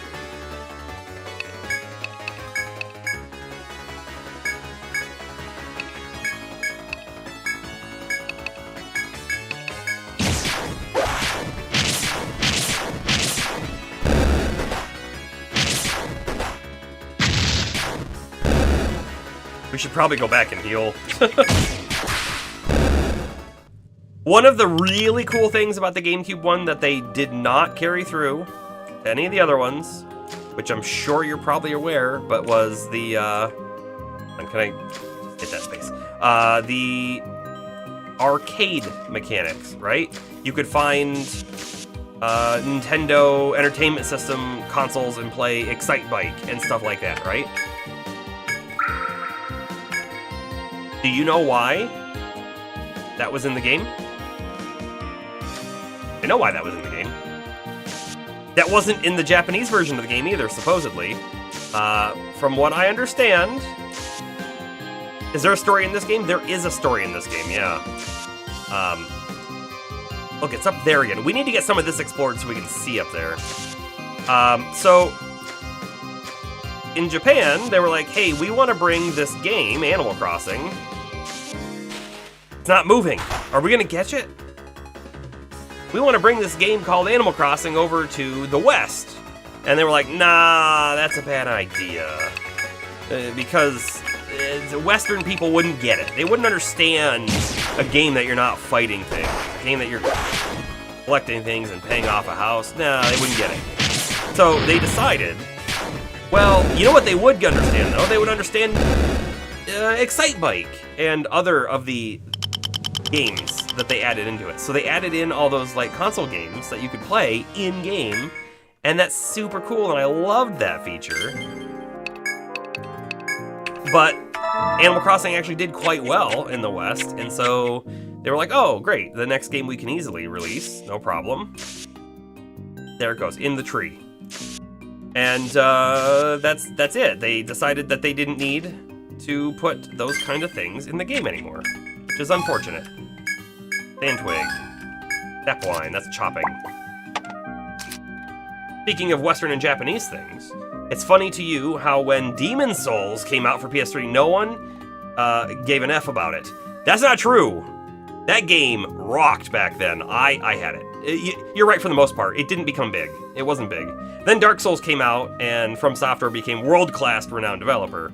And then when we got Demon Souls Remake and Elden Ring, yes. So, I did play the Demon Souls Remake on... It spawned right in front of us! I played that on PS5, and it's an amazing PS5 game as well. The actual mechanics, as far as I'm aware, the actual like core code of the game is exactly the same. They didn't change it at all. They literally ripped it out of the original source code and used it again with whatever changes they needed for the new architecture. That was it. And then, of course, all of the graphics and lighting and all that stuff, that was all different. But yeah, the original Demon's Souls is a great game, and it still holds up today. You can go back and play it on PS3, and it's great. Yeah, but the remakes, visuals are insane. Absolutely right on that. Insane. But yeah, Demon's Souls did not do anywhere near the amount of units that Dark Souls did. And I don't know why. I don't know what it was about Dark Souls that everyone was like, oh. Because Demon's Souls was there. So when Dark Souls was coming out, my friend and I were like, oh wow, this is the spiritual successor to Demon's Souls. And we were so hyped for it because of Demon's Souls. Whereas most people's first entry into the Souls series was Dark Souls. You got platinum on the OG Demon's Souls? Nice. Hey Darth, how you doing? How you doing? Darth, there was a question that we were wondering if you were aware of. I gotta scroll up in chat real quick. There is it's up here somewhere. It looks like the Capcom X, I'm guessing 10, tournament started today, and the Street Fighter 6 official tourney is for $1 million. Were you aware of that? I assume that's probably something you might be following because you like Street Fighter, right? Dark Souls was bigger and more improved. That is true. You say the lore is very good, and I do not disagree with you, but there are, I would imagine, more than half the people who play Dark Souls don't realize there is lore. I would bet you that's true. I think I saved it. We're gonna do another quick save. Let's see what this is. And by the way, before I fight this, there are these trees all over the place, right? And it seems to go into a tree and disappear, and then it spawns somewhere else. I have a feeling that this is some kind of tree spirit, or what are they called? Dryads? Here we go. Bud has appeared. This is a unique fight. This is a unique fight. Oh yeah, you're super aware. Hard not to miss. I mean, I didn't know about it, but I don't follow that stuff really. They decorated the battle hub for the occasion and even have a background track for it. That's cool. Do you have a person that you like to follow for competitive fighting or not? Or someone that you were going to root for this tournament? It'd be kind of cool to see that. I'll probably check some of it out.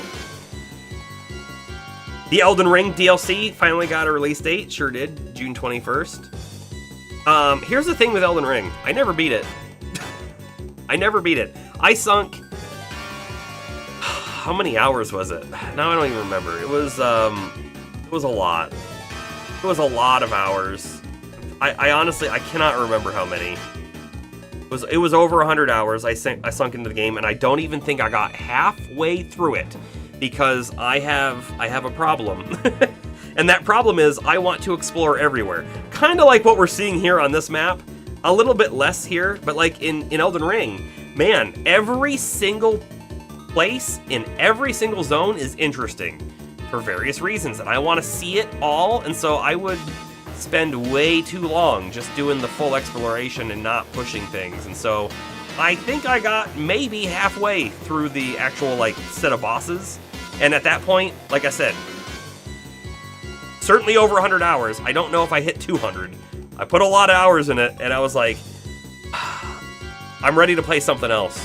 And it's not because it's a bad game. I love the game. It was just, I was done with it at the time. And now the real problem is, I would love to go back and play it, but in my head I'm like, oh, but if I do, I probably need to start a new character. And then you gotta start all over again. And I haven't wanted to do that just yet. You haven't either, but you did get to the last two bosses. A lot further than I got, yeah. Competitive, no, Darth, you don't follow it. You've never been hyper into the competitive scene. You do follow Maximilian Dude, who is a Twitch streamer. I've watched him on occasion for when you want coverage of the stuff. Plus, he's funny on a regular occasion. Yeah, he's a cool guy to watch for sure. Should we feel bad about attacking a bud? I feel kind of bad about attacking a bud. I don't even think it's going to attack back. I'm not going to provoke on Palmer. Probably a terrible idea. Here we go.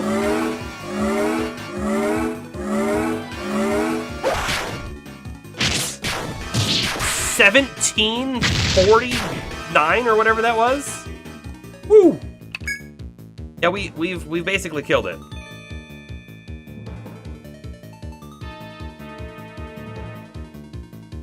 I feel kind of bad about attacking this thing. What if we kill this thing and then like we get to the forest folk and they say like, "Oh, you're the one who destroyed our deity's offspring, and now we can never rectify our issues."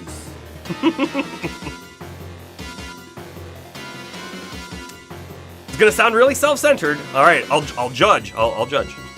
You can't help it. You got to meet Miyazaki in person 3 times. Hey, that's really cool. I think it's cool that you shared that. Met him 3 times. It was so cool because you do work in the industry. I was one of the first people in the world to see Bloodborne. You saw Bloodborne being played in front of you by the dev team behind a private E3 showing, and the same for Dark Souls 3. That is really cool. That is really cool. By the way, speaking of Bloodborne, I feel like I heard a rumor, like this week, that FromSoft is really happy about how many people love Bloodborne and wish for something further. So if there's something more coming for Bloodborne, that would be awesome as well. Too bad E3's gone, you're gonna miss those days. I've never been. I always wanted to go to an E3, never could. But that was always like my favorite time of year or whatever. I used to record it on VHS and then like watch it again, watch the highlights and all that kind of stuff. That was great. Like X-Play, right? Watching X-Play back in the day. That is not a rumor, that is true. It was officially said. Problem is, From Software doesn't own Bloodborne, so it's not them. Sony owns the IP. Okay. Here's what I do think, though, right? I feel like if FromSoft went to Sony and said, "We would really, really like to make you a Bloodborne 2," Sony would probably say, "All right."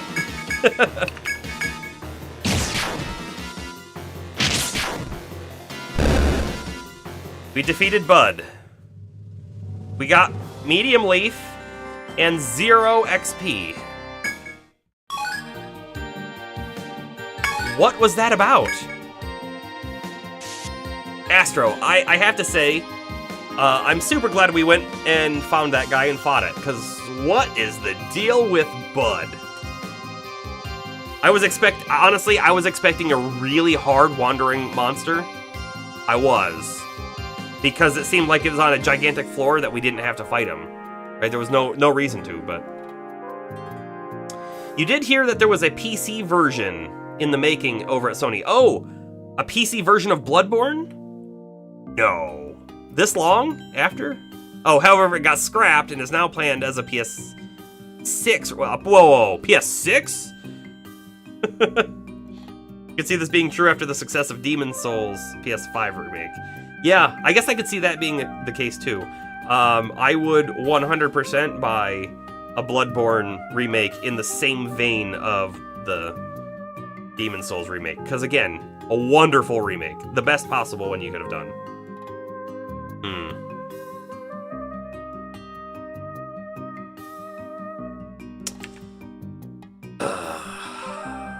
I'm looking at what time it is, guys. I'm looking at what time it is. We're sort of at end of stream time. I don't think it's worth it for us to go into the next floor, right? Which the next floor is this gigantic tangled web of madness to get back to here, or to potentially get to here and fight another foe there. because that's going to take too much time. We're going to have to stop in the middle anyways. So we at least tracked down the foe. We fought it. We learned something new about it. We're gonna warp back to town, right? Here's what we're gonna do. We're gonna go back to town. We're gonna sell the medium leaf and see what we can make from it, right? It might unlock something amazing. Who knows? We'll also come here real quick too, report our stuff, and I want to look at it. Do you see that? It is literally. Oh, it is the second to last entry on the monster index. That's gotta mean something. The rare, evolved form of Yggdrasil's bud that grows deep within the labyrinth. It's weak to everything. It's just a bud. Whatever this is the adult form, right? Hold on, let's find this medium leaf as well. 5,000 N. Okay, let's sell it and see if we can make something new off of it. And we have to add it to our list. That's why else have the list if we're not gonna add things to it. Medium leaf. 5,000, not 50, just 5. Oh, and sandcloth is new, right? 75? No, we haven't. We've had that, okay. New item, the moon aspis. Okay.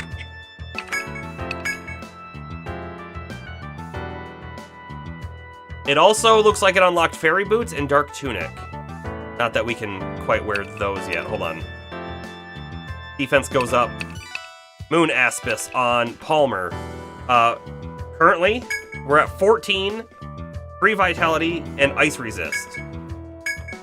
More defense, more vitality. We lose the ice resist. I'm okay with that, I think. I think I'm okay with that. Let me see. Our body aspis. Our body aspis is technically a higher, like, priced item. But I think 6 additional defense and 1 more vitality is totally worth it. Worn. Fairy boots. We'll have to check those out too when we get more fairy wings. Nothing new there.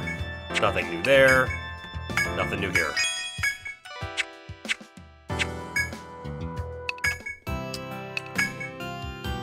Hamau Prime. Still need more stuff though. It's gonna be a super recovery item. Okay.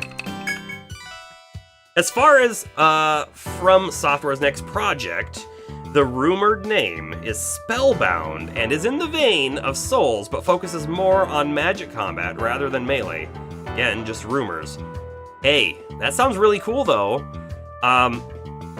The magic combat in the Souls games is kind of meh, so hopefully they do something more fantastical with it. That's what I want to see. It's not terrible. It's just kind of meh. All right, we're gonna hit the rooster in. We're gonna save our game, and this is just another reminder.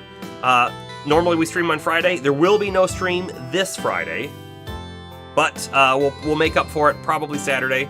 So, you think Elden Ring had better magic than Dark Souls did? I agree. It did have better magic. In fact, the character that I was playing, I ended up going mage, just because I don't normally play a mage in the Souls games, so I figured I'd try it out. And I had some fun with it. I didn't get, like I said, I didn't get halfway through the game, so I didn't get all the spells. And I did see, right, just online, that there are some pretty big, cool-looking spells that I never saw, but... Thanks, James. Am I gonna stream tomorrow? Maybe. So I don't normally stream on Thursday, but because we're not streaming on Friday, I said I would do it I would make it up on Saturday or Thursday, so we could potentially stream tomorrow. I haven't fully decided just yet. It really depends on how tomorrow goes. I will absolutely post in the Discord if I do plan to. But anyways, I'll also look for your message tomorrow. All right. No, I don't need to sleep, but we did save. I'm gonna double save, just to double check. And that's where we are. Have a good night, everyone. We'll probably continue this on Friday, or We'll probably continue this on Saturday or whatever our next stream is, because I do want to knock this game out so that we've got more availability for the things that are coming out soon. There's a lot of new games coming out, and Nightingale is also, it's in my head. I'm gonna play that game, whether it's on stream or off, I don't know, but it's there. So anyways, I appreciate each and every one of you, and I hope to see you all again. And everyone have a good night. Merc Serene signing off.